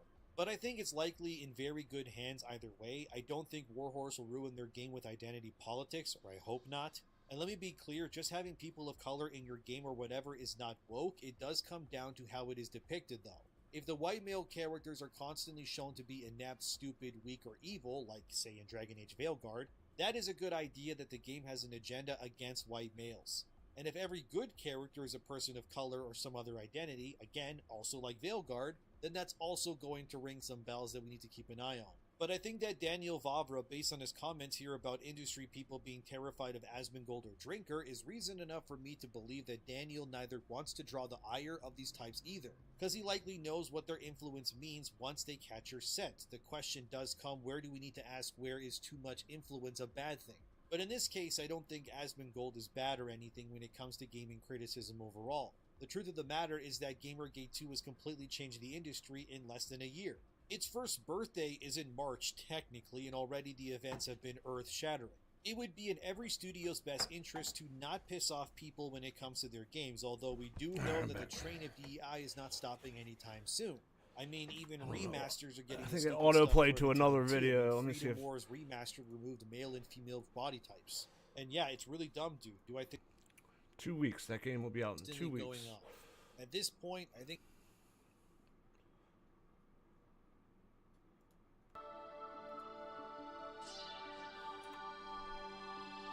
Hey guys, welcome to the Liberal Hive Mind, a channel solely focused on exposing the abundant hypocrisy of the left. Well, it seems as though it's the end of an era, and I gotta tell you, I couldn't be happier. It's the end of this leadership culture that's been fostered over the last 4 years of completely gaslighting I'm gonna us eat into while I clear oblivion, this. straight up lying to our faces. Turn the and camera back on expecting in a that we're minute. dumb enough to buy it, and then of course, when it fails, attempting to force through their narrative through ideological submission and oppression, in other words, censorship, all built on this concept of attempting to prevent dangerous misinformation. It's the end of this horrible Biden administration, the worst presidential administration in my lifetime, and it's not even close. And so now, as we close the page on this horrible chapter in American history, we should probably be spending a little bit of our time exposing the horrible track record of this administration, in a sense cementing it into history, and that's exactly what I want to do here. As Karine Jean-Pierre is wrapping it up at the press podium, we should go over some of the worst moments. We should set the record straight on exactly what happened here, hopefully as a warning to the future, showing people just how bad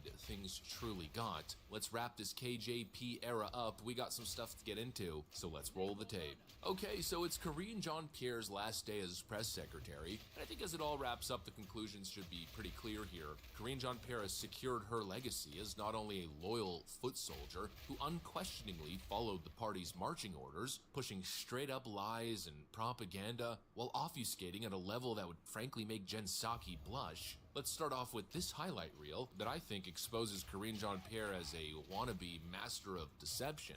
Take a look. I cannot say if the president had had a conversation with the attorney general last night. Any specific questions that you have about this issue, I would refer you to my colleagues at the White House counsel's office. As you can imagine, I'm going to speak to this. I'm just going to refer you to the she was such a liar. I hate refer her. you to the FBI. And so again, I would refer you to the White House counsel's She answered office. no questions. Again, I would refer you to the White House counsel's Couldn't office. explain And I shit. just said Like, to it was you, terrible. the White House counsel's office. Just I would deflected refer you constantly, to the White House yeah. counsel. Would you commit to having the White House counsel come here and take questions? That is something that I would refer you to the White House counsel's office. I cannot speak to the president's mindset. That's not something that I'm going to speak from the podium. I'm just not going to get into it. That's not something I can comment from here. Just not going to comment from here. I don't even know the, so I can't speak to it from here because I just don't know what you're speaking to.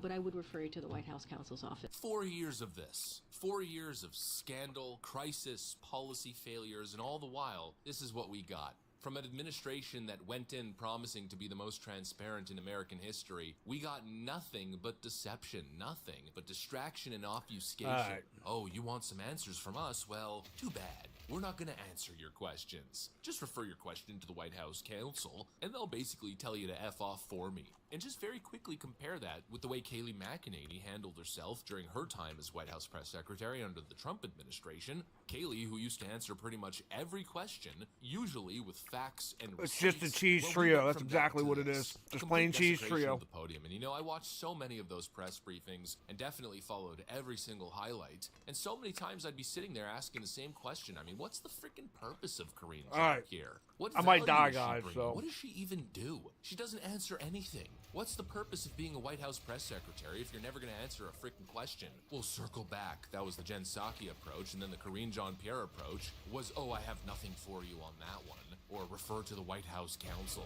Why even show up at the podium? Honestly, they may as well have put a freaking scarecrow behind the podium. It would basically serve the exact same purpose. All Karine Jean-Pierre did was lie and hide. You know, like when she lied about whether or not the president would pardon his own son. But from a presidential perspective, is there any possibility that the president would end up pardoning his son? No.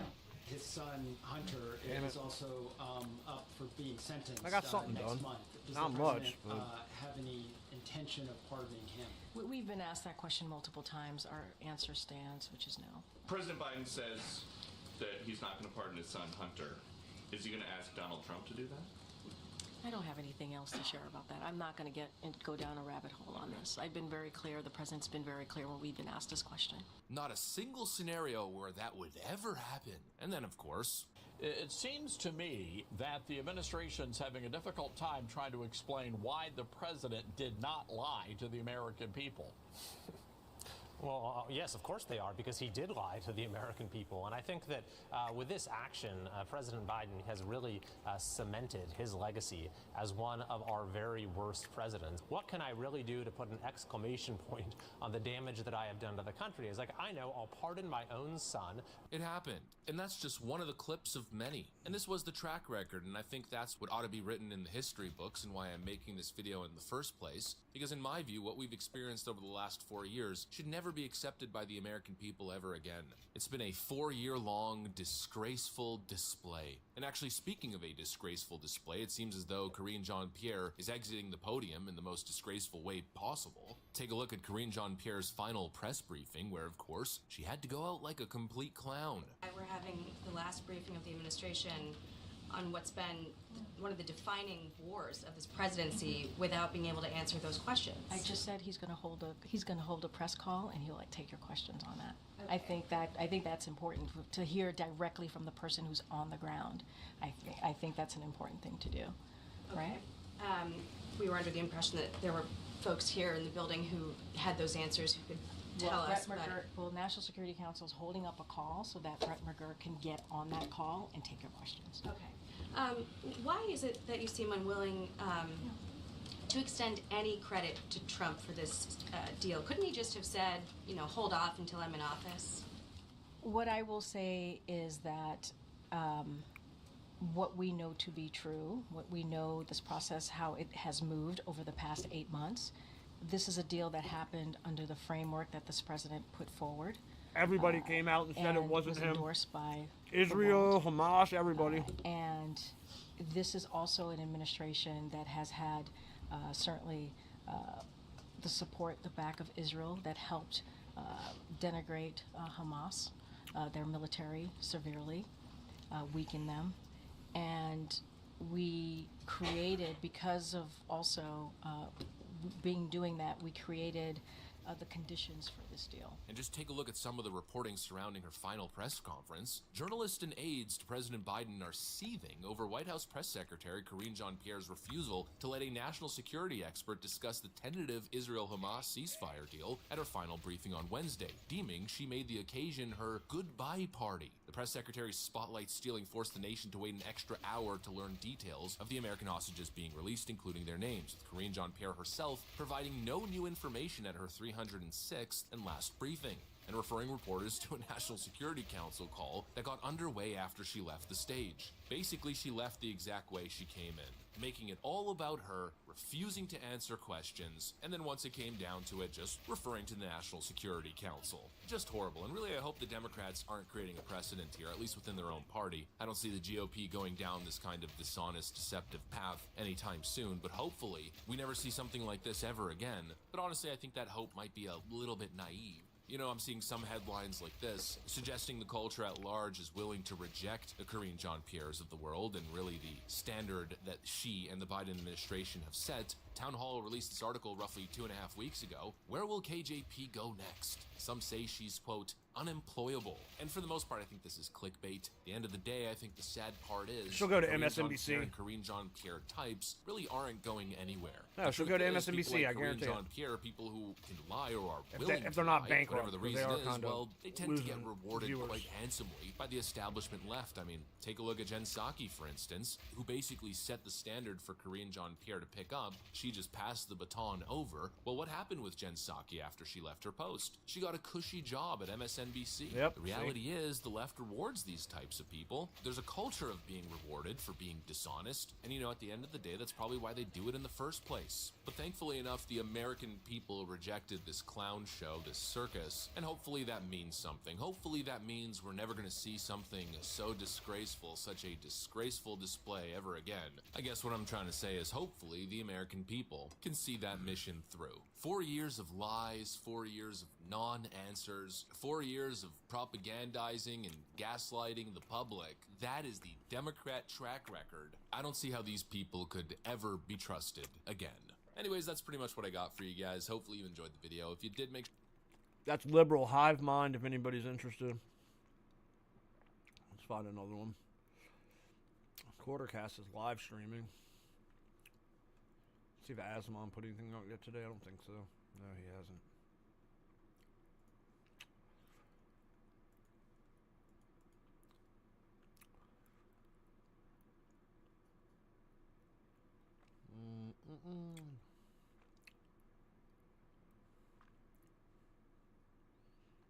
What to watch? What to watch? Let's see. Form-fitting, too. Right. You know, That's a live stream. We'll watch this for a minute. It kind of checks all my boxes of what a pretty dress would be. Like, that would be... This is not anything I would let my wife wear outside of the bedroom. Like, the others, you know, some of this other stuff. I like that, like... I like the dress that Christy Nome was wearing. I sent that to her to buy. I'm like, you should buy something like this. I thought that was... The blue, like, sheath neck one. Yeah. It'd be There's great for, a lot like, of really going out for good- dinner or whatever. I assume that was like a jacket / dress. I couldn't really tell. They probably sell it as like a work dress because it's like Yeah. knee length and high neck and stuff like that. But Yeah. I think there's something to be said for like design that mimics or like complements the body, and I think people get confused by this. They think that means you have to be really revealing, and that seems like kind of what Lord. Well, that's why Sanchez this fell design into. works. It Mhm. follows her natural line. Yeah. Like, it accentuates her both sides of her hips. What the her fuck am I? hourglass, What did you I know, turn body into? Is shape. this a fashion show? That's why What it the- works, and it makes. The This isn't boobs what they pop. usually talk about. Like, it's like the perfect thing to follow for being a simple squiggly mark, you know. Right. Evan says, Oh, a It's tablet. about Perfect. To snow We here got in it. Panama City, Florida. That's what we were I've looking never for. Seen snow before. Well, be safe. Hopefully it's the right and, kind. Enjoy it. Omega Yes. says, "Sorry, Mel, Get I off the can't. road." I can't back your croc affliction." Oh no! I Yeah. hope we can still be friends. Yeah. JR says, "Yesterday was awesome, but do not stop trying to demoralize the left. Let's end Pride Month next." I mean, Oh, let's do it. Well, Yeah. I heard there's only two Yeah. genders now, so yeah, legally there's now. Technically. Yeah, legally there's now only 2 genders. Military aid to Ukraine and Israel has not been paused. I bet that's true. No, I don't did think that is true. pause all foreign aid for 90 days, but there's probably an exception for war. I'm guessing. Not for Ukraine, I don't think, because he wanted to end that but shit. I suspect the. Ooh. Well, what a coincidence! Wasn't Putin talking about peace already yesterday? Like, that war's over. That war will he be put over out a by video being February. like, "I would be so happy to talk to Trump. Let's get Yep. things going." Yeah, that war's over by February, by Valentine's Day. I guarantee it. All right, let's go into the bags. What? It'll basically be 3 years almost to the day at that point, I think. Yeah. JD surrounded by Kami says, "I've never seen a release based on pardon, but when dealing with an emergency release at the state level, the way I've seen it handled is that the individual is brought into a secure area and told." Okay. Perhaps that's what happened. Weird robot. Melania doesn't even have to try, and she looks better and more poised than Dr. Jill Biden ever did. Yeah, well, Dr. Jill Biden, you know, I tend to, like, leave the first lady out of it for the most part, you know, in terms of, like, how I feel about them. You know, like, when Hillary was in office, I didn't have anything to say about her. Obviously, what she did afterwards earned her plenty. When Michelle Obama was in office, I didn't really have anything to say about her. And I still don't really. I think people are kind of rough on her with the big mic stuff. I mean, it's funny. Shout out, fun fact, Joan Rivers. Do you remember who famously made that accusation? Then she died 2 days later? Oh, Does that, yeah. that like, I'm just saying, like, people forget who outed her, whether it's, you know what I mean, like. Who brought it to the forefront of the public discussion. Yeah, it Right. was Joan Rivers. And like. Do you guys actually believe that's true? No. Yeah, I don't think I do either. I mean, it's funny. It's not true, but it's funny. And I can see where they're coming from. It's definitely but not I true, but don't it's definitely funny. actually think it's true. There's some I think it's unexplicable. like reading modern lens, like modern issues into the past, right? Like, Yeah. we've been together for a long time, and for it to be like, oh, actually, Michelle went trans in wherever so that you could have this, like, I think you're maybe going back and changing. There is that one dance video though that's hard to explain, where there very clearly is something swinging around there, but then like this, I think this is the Joan Rivers video. You made it Sunday News officiating the wedding in New York yesterday. Is this like a new cottage career move for you? I'm so excited. I should do very well because I don't charge. And do you think that the country will see the United States will see the first gay president or the first woman We already president? have it with Obama, so let's just stop Oh, Joan Rivers called Obama gay. That's fucking hilarious. I mean, That's right. She turned back to be like some additional thoughts on the Obama. yeah, you know, she's like, you know that bitch is trans, right? Died 2 days later. Just saying. It's kind of weird that she died 2 days later. I think the thing about Joe Biden is, like, she wasn't notable, and especially coming after Melania and, like, getting a cover of Vogue and whatever else, you're sort of like, I don't know that you are the fashion icon, and it's just hard not to contrast them. I mean, I thought Joe Biden looked totally fine yesterday. I kind of liked her structured blazer. Like, you know, it was more interesting than some of the other former First Ladies' outfits. But Melania is interesting because if you look back, Melania's interesting because she's fucking hot. For a long time. Like, there is stuff that she has worn that I am like, no, girl, that's not it. Yeah, sure. And so part of it is, I think, a lesson for like women in America. You aren't just like born good at this or not. You can learn this over time. Oh, yeah. You can make decisions. Because I think so many people are like, I don't know, I can't really think about how to dress myself. Like, I'll just wear, you know, whatever. And a Carhartt hoodie and shorts. sure, and there's a time and place. I love hoodies. I love, you know, being comfortable. But you know, you can try other silhouettes, work a little bit, you know? Yeah. There's a ton of resources on the internet right now to where it's like you can find out your face shape and what hairstyles are flattering for it. Even if you're a man, I've seen these man style guides too that are actually looks maxing guides, they call them. So it's like you can find out your body type, what's going to work with your body type, with your clothes, your color palettes. Like, are you a summer, a winter, a autumn, or all right, let's see what order we got to do these in. There's all these things that can help level you up that make a huge difference. Like, I had no idea, like, with the whole color palette thing, that was something I discovered fairly recent, and it's like, oh, okay, that makes sense, because I never felt, I felt like these colors look better on me. Oh, it's because I'm a winter palette. You know, you learn these things. I can look at you and say that. Both of you, both of you had, if there was a name for, like, you know, albino palette, I think both of you, if that was a palette available. This is albino estrocast. Yeah. I got an email from somebody yesterday, and shout out to my viewers, you know. They're like, you're looking a little gaunt lately. I'm like, oh, I can't wait to I'm going on vacation. My vacation is in only 3 weeks. Ooh, I'm going to be like a bronze god when I come back. I'm gonna be I hope you emailed them and you're like, so you think I'm skinny? That's what you're saying. Yeah, I emailed them something like that. Like, hey, appreciate you looking out, you know, blah, blah, blah. I got comments on one of my videos or something that was like, you need to fix the white balance. And I was like, there's always issues with my videos. I'm not good with any kind of technical stuff. But I was like, I actually think this time I am just that white. Like, I am very pale, and I don't know that, like, it's actually the camera's fault. No, having the dark background helps a lot. Like, this camera angle looks good. And, you know, shout out to both Melanie and Hannah Claire for adhering to my new 2025 women's dress code that hair shall be worn down at all times. Well, he consulted with, you know, our oldest male relatives and or husbands, and that's then, correct. You know, they all talked about it. Yeah, right, yeah. Packer says, good afternoon, Jeremy, Melanie, Hannah Claire. It feels good that a real adult is back in charge. I was expecting massive protest. That's funny too, but it's funny how, like, these people's convictions are, like, pretty tied to how the weather is. I mean, there's a reason there was a summer of love and not the winter of love.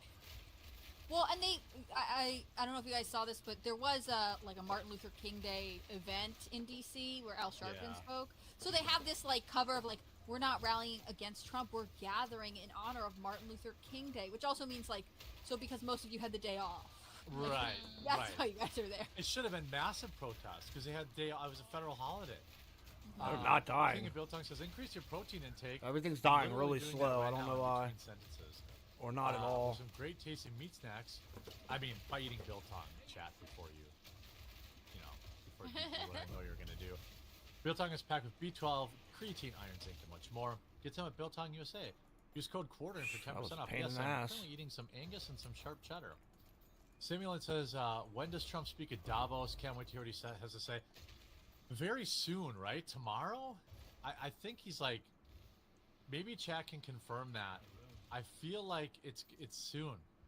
And then Force Name Change says, I get the wrongful conviction aspect, but I think the logic, if even flawed, is that you didn't pardon someone for something they didn't do. If there's a crime, there's no need for a pardon. Yeah, I mean, sure, but I'm not arguing. I know what you're saying. Then also, I'd like to know then how that applies to Anthony Fauci and Joe Biden's brothers and sisters. Well, and the people who were convicted of a crime, like if the All right. pardon waives the conviction, like you are allowed to be released, you're not convicted of this crime, but you went in pleading not guilty. Right. Does that mean that you maintain that you were not guilty? Does it only matter if you were convicted after entering a guilty plea? Yeah. Yeah, I don't know how preemptive pardons I work. It guess doesn't I'm make not sure. sense. We could have a lawyer on. I know a few of them. Like, you know, we could have had Viva on or Robert Barnes too. I guess maybe I'll have him on Friday or something. We could talk about it. Legalese with the internet lawyer. No. Yeah. Barnes is pretty good at that kind of stuff.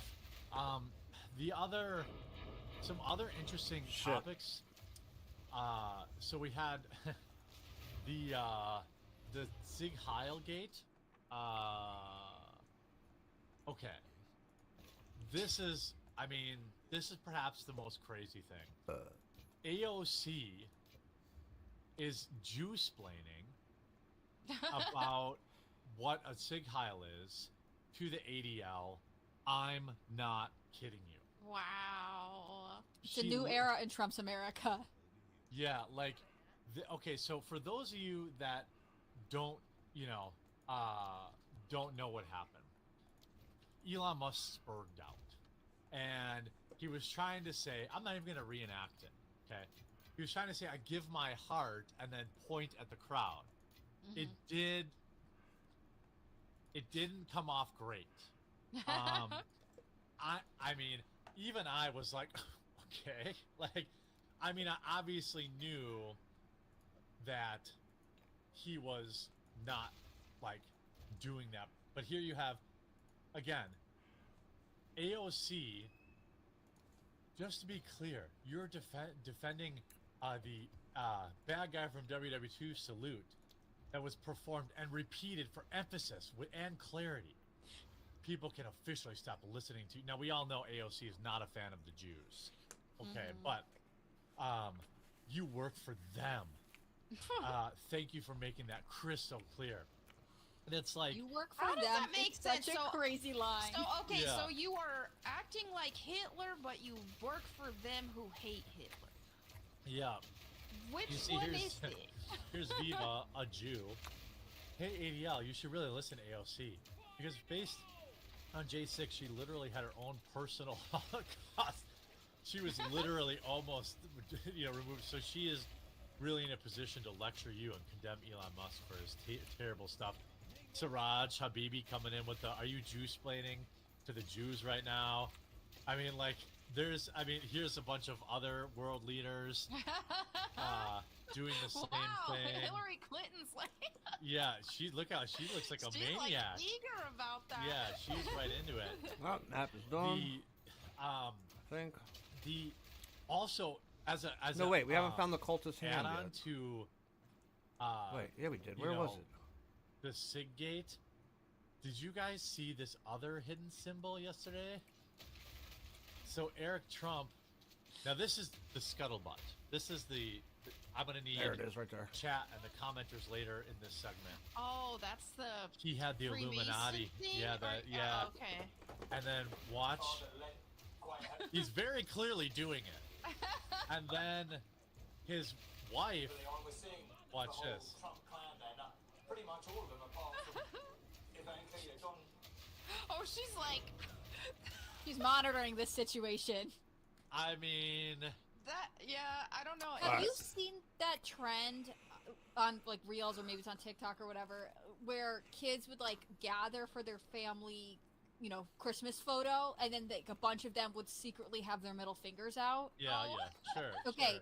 that's sort of what I feel like was happening. Like, if it was meant to be the Illuminati symbol, then I feel like he did it to get a reaction. She was and she doing was like, this okay, thing, the finger game, yeah. maybe. And she was Yeah. like, that's enough. Please stop. Yeah. But I feel like it's like he's kind of like circling his junk with that hand Yeah, motion. that too. And I feel Could like have been she's doing the like, circle don't game do for his that. boys. Well, they could have been trolling. But then we Maybe also they are had Masons, this. though. That might be a plot twist. Yeah, he might just be a Freemason. Here's another interesting. By the way, calling it now, Barron Trump will be a president in the United States. Oh yeah. I 100% believe. He is. I mean, he's already being prepped, and his manners are just next level. I think he would be an amazing president one day, but we'll see. I liked his. There was a shot where he was. It was like Trump, JD Vance, and then in the background is Barron. And you know when he runs, there'll be like that picture everywhere. Oh yeah. Yeah. Now, this clip We got a lot cleared, but I didn't get very much has out of been it. debunked. But let's have fun with it anyway. Okay. So the clip was getting passed around, and what did he say to Joe My Biden? bag filled. I can't pick anything up. When allegedly he actually said something to Kamala.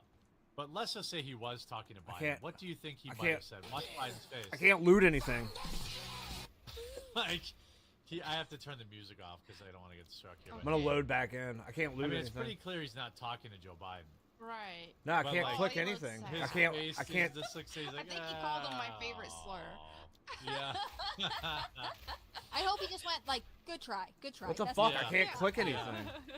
Yeah, he's just too young, and he's like, yeah, he just thought it'd be normal to be like, good game. Yeah, good game. Yeah, GG. What if he Yeah. did say good game? Yeah, that And would then be. Biden had to process it. So I'm gonna be this pissed if I lose was all that the stuff. Roman salute. They actually blurred it out on TV. They blurred it out. You know, I there, lost there it. are elections that come and Oh, go. no, I didn't. Some elections They blurred it out. And They're he's very trying to saying- make it look like he did that on purpose. Ah, there and we it go. was Cool. Yeah, oh wow, that's shady. He should have just rotated his arm up, though. I mean, he made some. He There didn't was, help there was himself. a clear, like, you know, like there's a clear. It's like taking his heart, and he should have thrown it upward. When I first saw it, I was like, is he dabbing? Because that was a popular thing like 10 years ago. Have you seen that meme where it's like a chart of like, there's like a danger zone of raising your arm? Yeah. Just see if I can find it. But like I that's don't- where I feel like someone is like, Elon, you need to either open palm this situation or just keep your hands by your side. Because also, do you remember when he went to the Butler rally and he gave a speech and he like All right, that's it. jumped Moving and on, people yeah. were like, No, that gives dude. us the ick collectively. Well, he is still an autist. Like, I think, like, he is super awkward, and he's never really been, like, that popular. And, like, now he is on a galactic level. And so, it doesn't change who he is. Like, he's still, like, I get, like, that salute is actually illegal here. You know, so they had to blur it on TV. But yeah, But of course, if it's not actually the salute, is it illegal? Like if he's tossing his heart to the crowd or whatever he is thought that he what was the doing. Roman is that the Roman salute? Is that what it is? Or is that like I what don't they're know. saying? Stone I think it was just like my Citadel. heart, like to all of you. That's but where we're headed. Instead of like No, I maybe don't going think Elon under was- and up, he went to like Fastest way there is gonna you know, be. he went kind of Look, Hitlery. he didn't play any sports. There's not a lot of coordination. Yeah. One, yeah. two, three. Yeah, Hmm. yeah. Alright. I'm not sure. I'm not.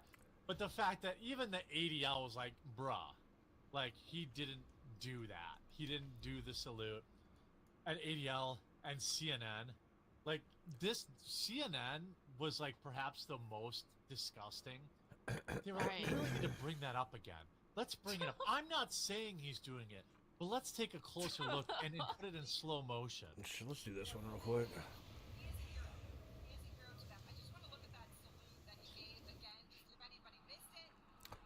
And if anybody missed Alright, it, just give me 1 second. I just want to go grab one more piece of pizza. I'm still. I really don't think that's it, team. I just No, like. I don't think that at all. And if it was like, it's so interesting that they're like, well, let's play it again and again and again and again. I 'cause you like the salute, know. so you want to see it all the time. Yeah. I'm glad that Elon owns X because like this basically got roasted in real time. Like there was nobody bought it. Everyone's like, chill out, he's an autist. Like everyone just kind of knew that he was he was spurging a little bit, but CNN tried to pass it off as that, which is pretty disingenuous. But again, we have Elizabeth Warren, Stephen Colbert, Barack Obama, Hillary Clinton. What do you guys make of Elon now? Do you think he's going to still have a big impact?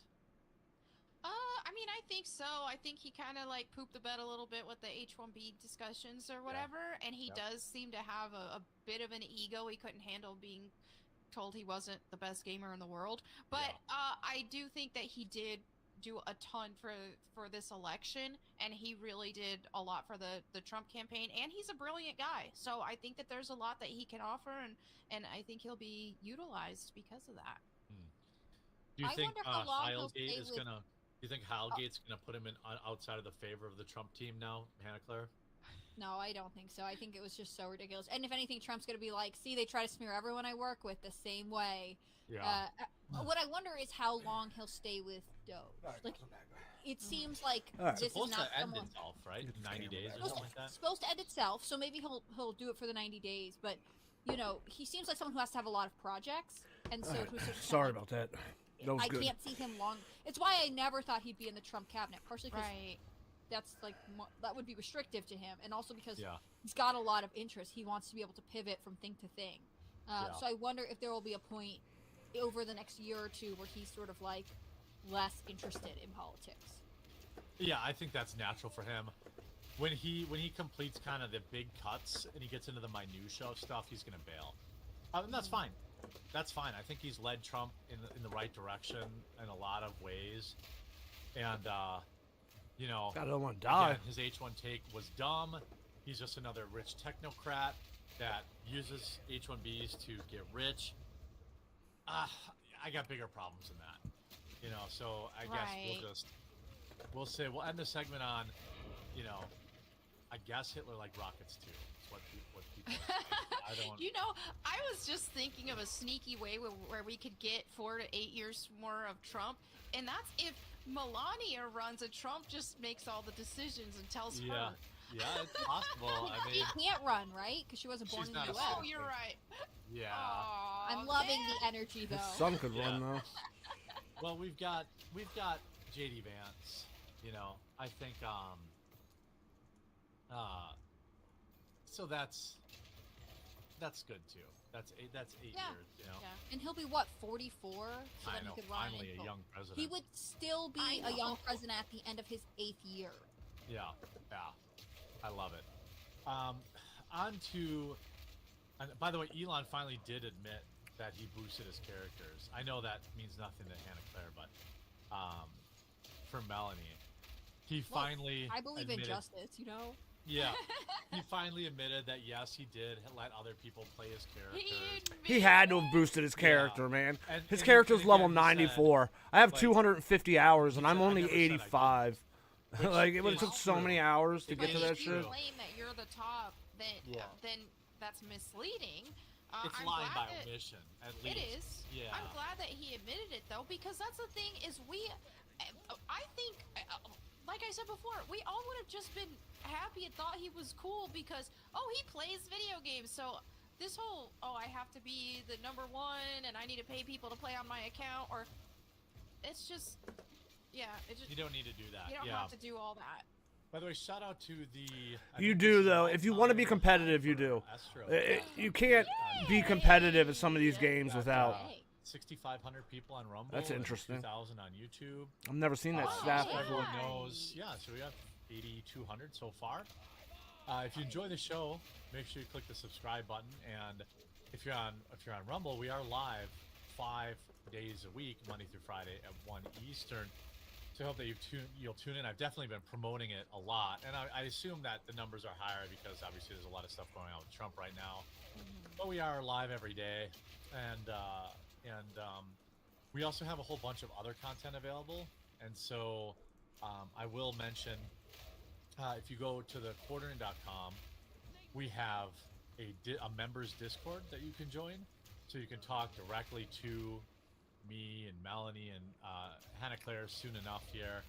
Basically, everybody on the team is in that Discord, and we talk there. There's also a members area where you have 2 to 3 members only videos per week, which is great. So we've got 3 coming this week still, but it's been crazy with the inauguration. So we'll have that going on, and also you get exclusive discounts on ammunition, on coffee, on sheath, on I think Cultivated Mind.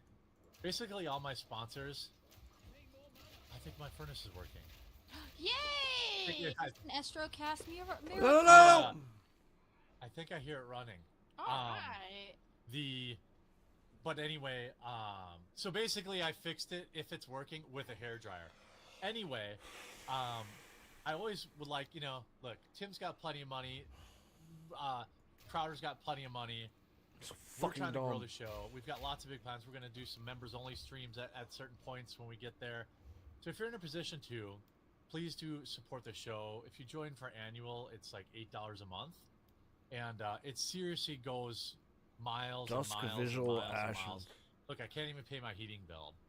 But, I promise I'll never do the thing that everyone else does where they're like, the show's going to go off the air if you don't give me your money right now. But your support would mean a lot. Sorry, guys. I was checking So the if you price have of this time, item real quick.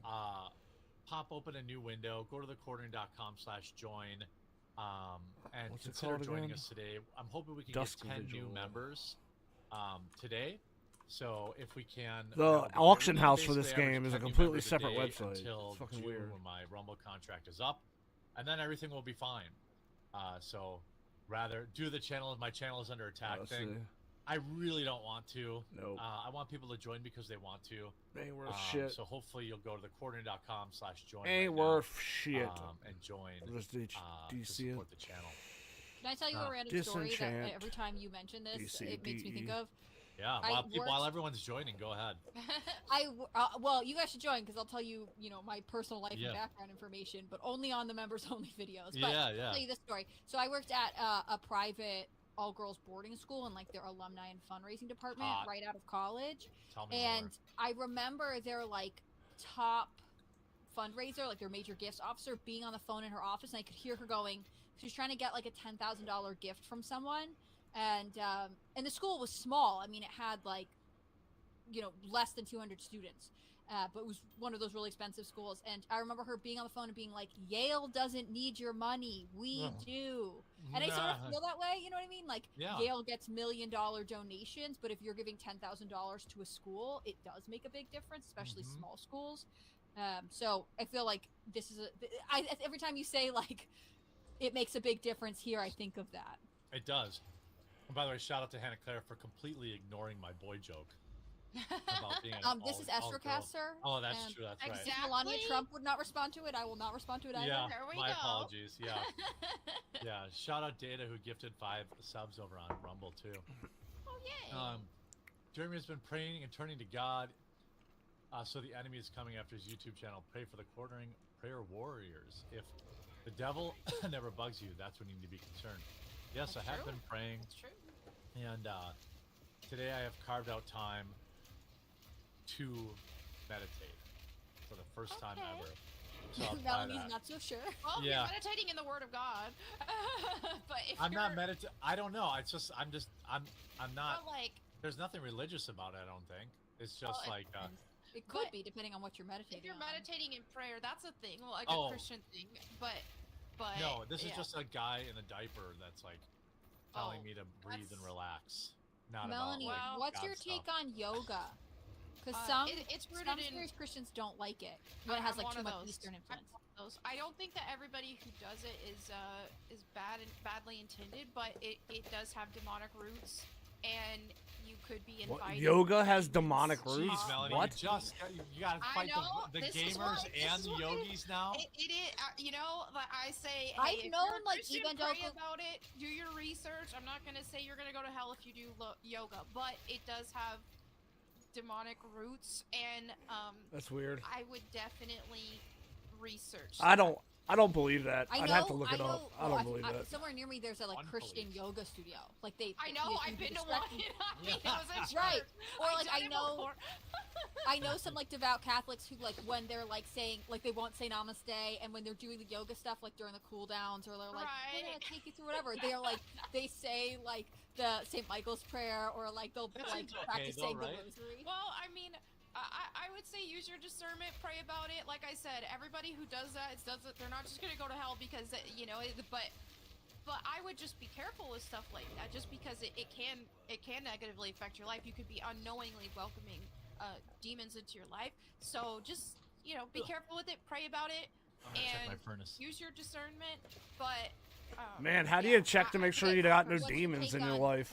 Does it like demonchecker.com? I never really liked horror movies, but I remember meeting a girl in college who was like, "No, I intentionally Where can I go don't to watch check? them because it's like depictions of demons and stuff, and I don't want to invite that into my life." I want to point out this isn't a religious podcast. I have no idea this why they're talking about this. Discernment things, and if you feel, and it's funny because I actually love horror movies, but the last time I watched like you can't be a goth gamer girl and not watch horror right? movies. The last time I watched one, it really scared me a lot to the point of where I had to have like a light on when I would sleep, and I thought I kind of felt convicted because I was like, I welcomed fear into my life, and fear doesn't come from God. So, and I do think some of these movies are demonic, some of these horror movies. I don't think necessarily every one of them is. Like, look at something like, oh, here's a slasher, a murderer on the loose or something like that, right?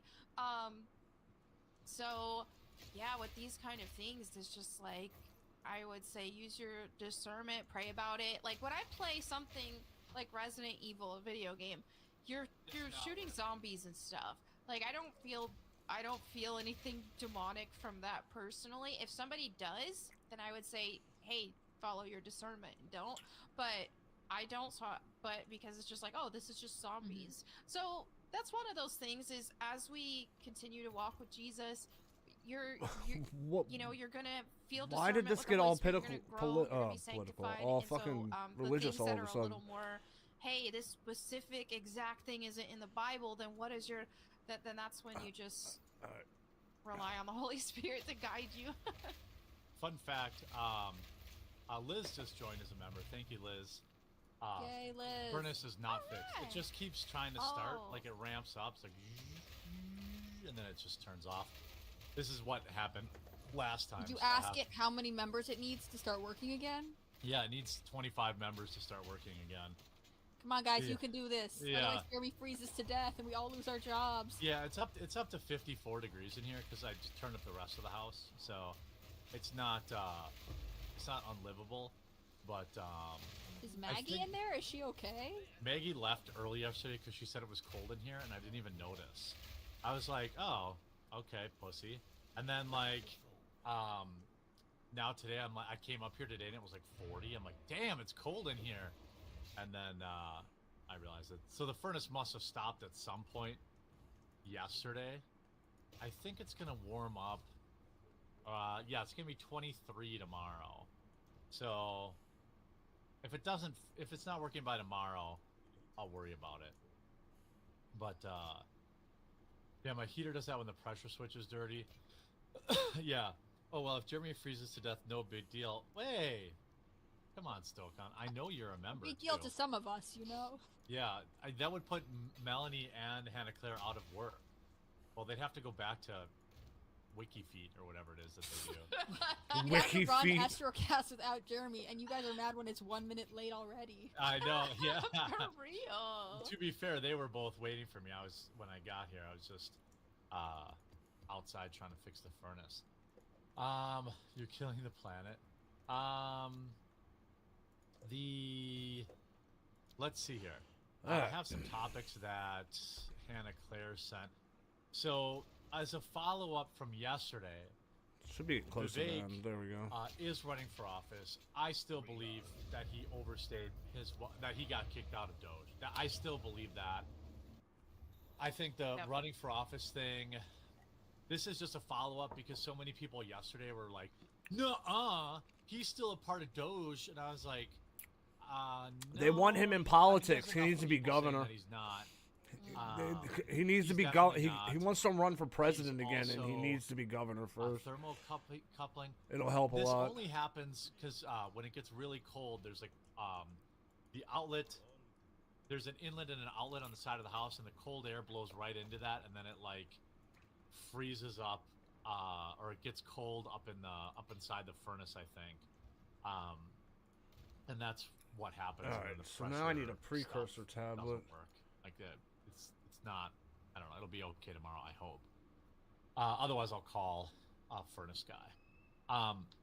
Yeah. So this is from Press Secretary Caroline Levitt. Yeah, Caroline, I got a question for you. There's an item in Politico this morning that talks a little bit about how Vivek Ramaswamy is leaving the Doge. You can't even pronounce one of his names right. I like the double mispronunciation.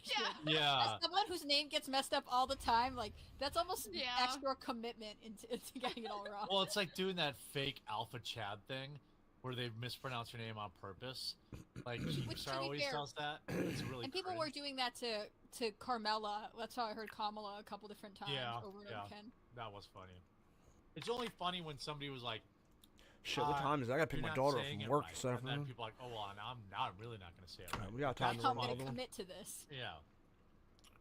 Yeah, Caroline, I got a question for you. There's an item in Politico this morning that talks a little bit about how what am I doing? Ramaswamy is leaving Ramaswamy the Doge operation, and the way the Politico article makes it sounds like he and Elon were not seeing the same vision, and now he's leaving. Vivek is, and he's going to run for governor. What's going on? Well, the media always tries to stir up controversy amongst President Trump's team. We are a unified team here. I don't buy it. I don't buy it. I don't know. What do you think, girls? I buy it. I think he needs to run. Look, I don't hate Vivek. All right. I think he's We'll run very this. well This will be programmed. good. He says a lot of the right stuff. It's hard for me to overlook how he made his money, selling a fake cancer cure. It's hard for me to overlook his, calling Americans fat and lazy and watching too much Saved by the Bell. I still think he, at least he's not wrong to be though. An ally, right? But probably wouldn't, you I shouldn't think this say, is but just he's Trump's not team wrong. circling the wagon, saying like we're not going to let them have this. Something like moment 70% of Americans couldn't discontent. qualify for the But military. I really do think he overstayed his welcome, or some he wasn't. People were saying he didn't want to put in the work. Essentially, That's what's hilarious. After him calling Americans lazy, okay. Yeah. that's what they of course that's what people were saying. So make of that whatever you will. But I do think it's funny that maybe he wasn't interested in Doge. Maybe he really was. I think Hannah Claire said yesterday. I think he wants politics. He wants politics. He doesn't want Doge. He really wanted to be president. Maybe he was being totally honest about that. And he doesn't. I think want that's to it. Take this job. No, because he No becomes a political governor. He's still really young. He governor for 8 years, then run for president. Now you have the political experience behind you. I think that it's notable that he has not put out a public statement. Like he was at the inauguration yesterday. Hypothetically, he's doing whatever. He did. He did. Yeah. But it's not like he's announcing that he's running for something, right? Yes, he did. Yeah. Oh, he did. Okay. Oh, I'm just behind the times. Get broken storied. Here he put it out last night. It was my honor to help support the creation of Doge. Means he did nothing. To help support the creation. That's like me being like, hey, should we I just clap. Hey, what do you girls feel like for lunch? Should we order pizza? And he'd be like, yeah. And he'd be like, I help support the creation of this pizza. I'm confident that Elon and team will succeed in streamlining government. I have more to say very soon about my future plans in Ohio. Most importantly, we are all in to help. Well, he lives in Ohio, so it makes sense for him to take J.D. Vance's Yeah, but he's not announcing that he's running for governor. He's teasing something, but that to me sounds like he doesn't actually know what he's gonna do. Yeah. For all we know, he's about to announce, I'm going to open a new business in Ohio and run that. I'm opening a 7-Eleven in Ohio. Oh, that's fucked up. That's fucked up. I never said what kind of business. That's all Melanie. Yeah. That's fucked up. Maybe he's in the business of redeeming gift cards. Is that an expert bomber boat? You don't have to do that, ma'am. You don't have to do that. Level 79 bomber boat. That's the highest one I've gotten so far. That's the bow we use. Reaches over to turn We the might have to camera fuck with off. that. Yeah. You guys are so funny. You guys are young. You're full of energy. I just can't keep up with you. When he got told that he couldn't be on the Doge teaming where they were going, he replied with, "No, you don't have to do that." Stop! You do not have to do that. We're making fun of Apu from fucking. Keeping it classy. Yeah, I love it. Don't redeem it. Yeah, that'll be. No! Yeah, no! Oh my god.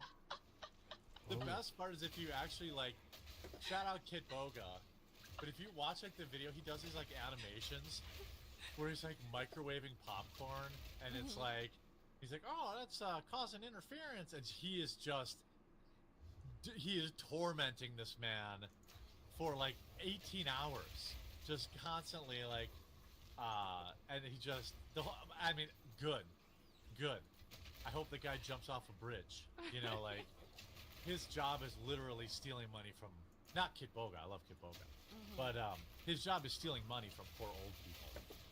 Sir, please leave my bodega! It'll be interesting. I think Vivek he's redeemable in my eyes. Oh my but god, bro, why do I keep dying? Apologize for his H-1B take. He doesn't have to say like, I take I'm it all fucking back. getting Just, frustrated. Worded it kind of weird. We gotta get ready to stop, guys. I have to leave soon. I've always been suspicious of Vivek. Always. Like, I liked what he said, but I just thought he knows all the right things to say, and he's saying all the right things, but this guy is a Hindu, or I think he's a Hindu. He's Let's not see a if we can Christian, get anything good out of this at least. And it's like, I'm not all of our gonna vote for XP a again. president We're never gonna make it someone past this trying to be level. I president keep losing all my who isn't a XP. Christian, period. Like, we need Christian leadership if we want to succeed. So it's like, the country was founded on that, by the way. Yeah, I mean, it's important. Yeah. I just think it's notable that he's not giving specifics, because I think that means that, to me, that indicates there's some sort of tension, or he thought he was going to get something or whatever else. Maybe if it wasn't Doge, he thought he was going to get a diplomat's position. And I used to say all the time, I mean, similar to Melanie, it's like, it's already beat. there's just something about him that I never was like, I don't know. You have a moment where you're like, you say the right things, you're interesting, but like, do I want you to be an elected representative? Do I want you to represent me? I don't know. I don't think so. That's a good point.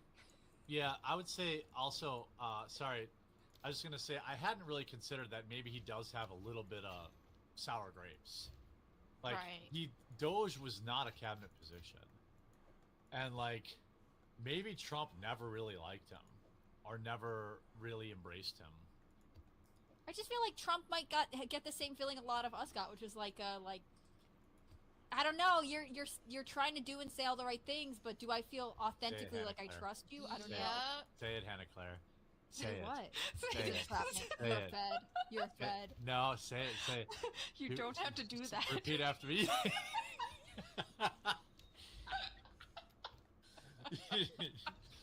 Yeah, so yeah, we'll see what happens to him. It'll be interesting. I suspect he's not going anywhere. He'll be back for the midterms, and potentially the next presidential election. I mean, I don't think he beats JD Vance, but maybe JD Vance doesn't want to run. We don't know. Of course he does, but I mean, it's not like he's explicitly said that. JD Vance has been pretty classy about the I'm just focused on this election right now. Yeah. So as a final segment, I thought, being Estrocast, and Hannah Claire dug up this you don't have to do it.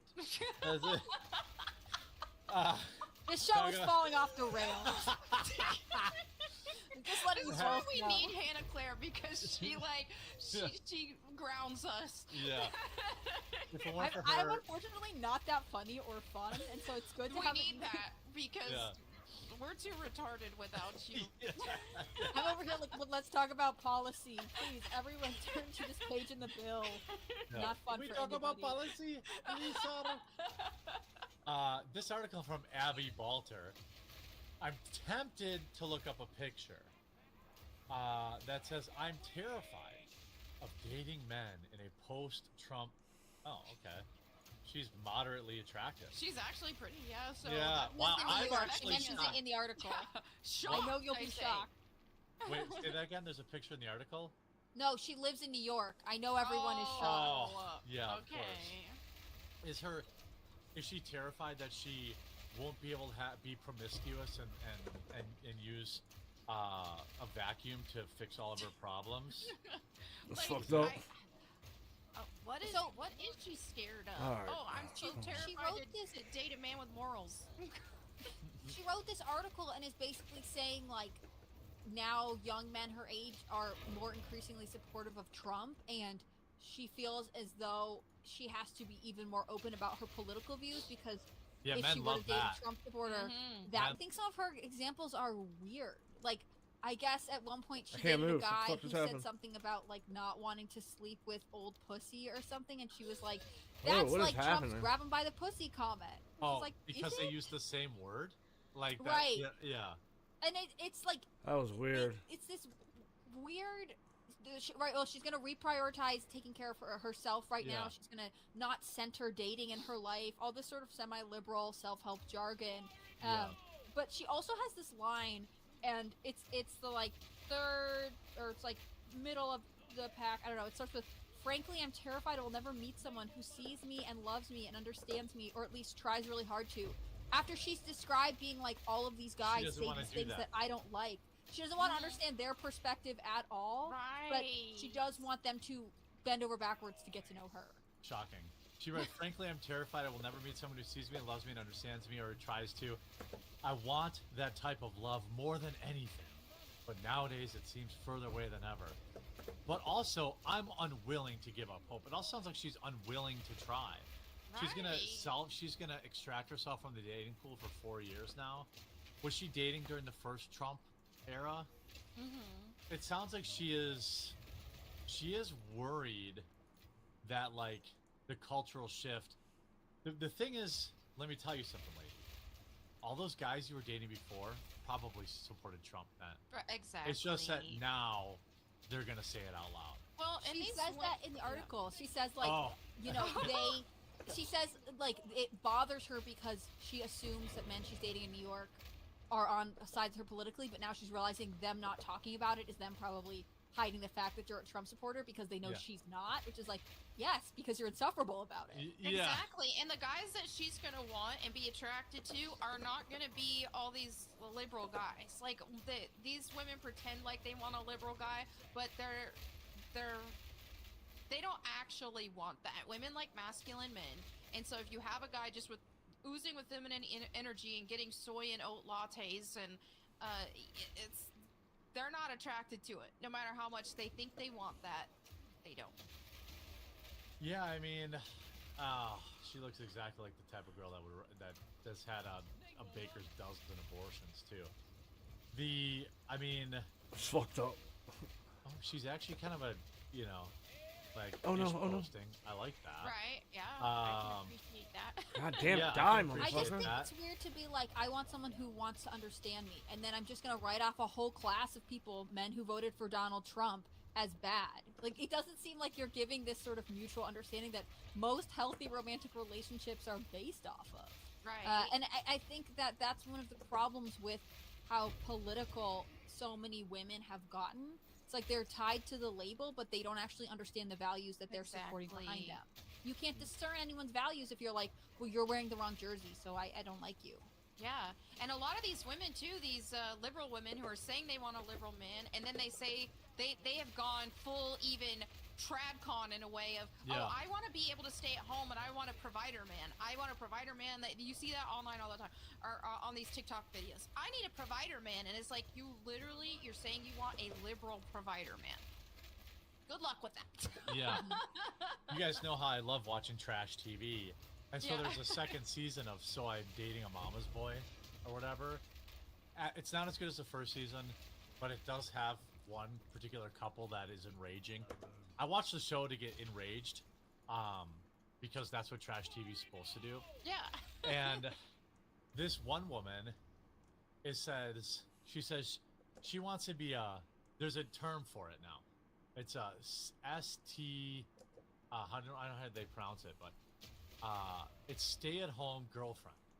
Yeah. She's like, I want to be a stay-at-home girlfriend, and this That's a guy's stupid position to be in. Yeah. I know, right? It's retarded to be a stay-at-home girlfriend. She's like, the guy's a total cucklord too that she's dating, and the dad's, or I'm sorry, the guy's mom is like, child, please, like a stay-at-home girlfriend, like, no.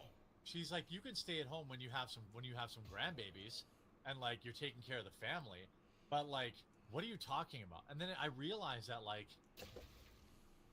that's not like, they were talking about like how it's a trend, like these women want to be stay-at-home girlfriends. I'm like, so you. It's so not you, smart though. You're a girlfriend, not a wife. So then, if he's just like, yeah, I don't want this anymore, you don't even get. You're not taken care of. You get nothing. You didn't work and save money. So it's just like, it makes no sense. You trade your independence in too. Right. So when he gets sick of you, you have no money in the bank. You've quit your job. And by the way, guys aren't attracted to women that want to be lazy. If like you want to be a stay-at-home mom and you want to pump out babies, that's not being lazy. If you want to be a stay-at-home girlfriend, you're being lazy. Like, there isn't enough stuff that needs to be done around the house without kids that you need to be stay-at-home, unless your husband's wealthy and chooses that. You know, wants you to stay at home. You know, maybe you have 3 dogs, 5 cats, and 4 pieces of garbage, insect loser hermit crabs that you have to take care of. There's a lot of work to do around the house. But the idea that you want to be a stay-at-home girlfriend, like, I feel like this, I don't know if this is actually her or not, to be honest with you. It probably, I don't know, maybe it's not. But like, well, it might be. She might actually be a fun person with a good sense of humor and all that, but who's just brainwashed by a lot of these, you know, the liberal talking points that, oh, if you are voting conservative, you're voting against your best interests, you're voting against your oppressors. I mean, that could be the case. It's like, this is just someone who could otherwise be a cool and fun person who is just so brainwashed. Yeah. I think we probably all have friends like that, where you're like, yeah, I would love your take on so many things, but when it comes to this issue, it's like you hear the buzzwords, and I just know I'm not going to agree with you.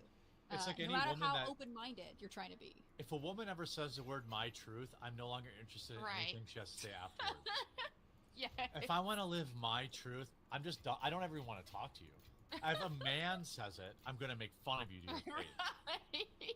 I just think one of the things that stuck out to me about the article was that she was like, well, I'm going to decentralize dating. Fine, you're going to take time off from dating. Your prerogative. Do whatever you do. I'm going to focus on myself. It's like, it seems like that's how you're operating generally here. Yeah, that's your default setting, lady. Yeah. Like, you know, you don't have to date if you don't want to. You don't have to date conservative men if you don't want to. I don't care. But if you're saying you're not having a successful time out there, maybe we need to reevaluate the approach. It seems like you're doing the thing that is maybe making it difficult for you to make genuine connections with people. Yeah, I would tend to agree. I would tend to agree that this is probably a selfish woman just being selfish. A selfish person. Mm-hmm. Men can be selfish too. I think that it's more a feminine energy to be like, I'm going to focus on myself. Although there is that element. I mean, she's basically a figtow, saying like, right, I'm opting out. I'm going to work on myself. And I like, when I talk about MGTOWs, like, I support MGTOWs. I just don't support the ones that just hate all women. And there are MGTOWs. There are people. I've spoken at men's rights conventions. I know MGTOWs, and many of them deny that there are people in that group that just hate women. And maybe they have every right to, or they were scorned or something, or whatever. But like, this is kind of how society wants us. Oh, I'm opting out of the dating pool. I'm not going to be happy because I don't like who's in office. When Donald Trump will have effectively a net zero effect on this woman's life. Like the president, Joe Biden, you know, yes, inflation, this, that, and the other thing. But Joe Biden, you can't allow the other team to steal your joy. Right. Like you can't let them control you like that. Like Joe Biden never made me depressed. Also, it's like just because Trump is in office doesn't mean that there's still not going to be liberal men that exist if that's what she wants. Like liberal men will still exist. I don't know why she would want that, but they will still be there. Yeah, I think with that we'll end this segment. I just noticed we may have another banger. I'm not going to watch it on stream, but please leave a message after the tone. Uh-oh. Oh, dear me. It's such a rush, bro. What is it? Let's see what you got. Your mom doesn't let you redline your car? You gotta redline it. I'm gonna pick a chapter. Car guy. What kind of cars is she into? Let's go this one. Hi Sam, right now my family is going through a pretty big upheaval. Our new landlords at our shop are Arab, and they're kicking us out to put up a chop shop vinyl car wrapping business. We're being forced to move by March. What's this? I don't know what to do. There's not really an amount of working harder that can help the simple fact that another person is taking away from our lives. I'm doing the best that I can to help my dad and continue this business on. It was always my dream to work for you, but now it's my dream to continue my dad's business because I love him a lot. As time has gone by, I've realized that being an American means doing what you owe your family and helping them. I don't know if you'd agree with that, but that's how I think. Thanks. You don't want to work for me. I only pay in Nigerian crypto. That's actually true. I only pay in Nigerian crypto. The That's flip true. side of that coin, it's called gold coin. It's backed by gold. If you are fortunate enough to have family my friend uses that that you can link up with, team up with, was in the your last one, business, huh? that's probably one of the best things going right now, or ever. It's low friction. You don't have to have contracts. You know that the person, their genetic destiny is tied to yours. They want you to succeed, hopefully, unless you have some schizo brother or something who's always Arabs get out, okay? Oh. It's time to hunker down. This generation coming up, you guys, Oh, it's the right jig there. is up. The whole thing that they use to lull my generation and older to sleep, this racial guilt stuff, like you owe somebody something for being white, that's over and done with. Nobody serious believes that anymore, and anybody that tells you anything like that is trying to get money out of you. They're trying to get their hand up your ass. The idea that the founders of this country, the people who built this country, built it because they wanted some Arab guy to have a vinyl rap shop. No. Fuck all that. I knew this video was coming. I knew this video was coming. I've talked to Sam on a few occasions. I knew this was coming out. I knew this side of him was coming out. All right, it's clear. Jeremy is the All right, oracle. my He dogs can are predict the barking. I gotta future. go let the dogs in. I have to run to go pick my daughter up. Like, I'll be back on tomorrow at my think normal he said time. something along the lines of like, yeah, we'll just the keep reason plugging away at it. he does some of the We things did he 4 does, and hours perhaps today, so even not the too reason bad. He was helping me with like the boxing training. All right, guys, let me is get the that, hell like, out of here. White men kind of suck right Pick now, her and up. they need to, Let me pause this. you know. All right, guys. Thank you, everyone that tuned in. I'm gonna get out of here. I will catch you in the next one. Peace.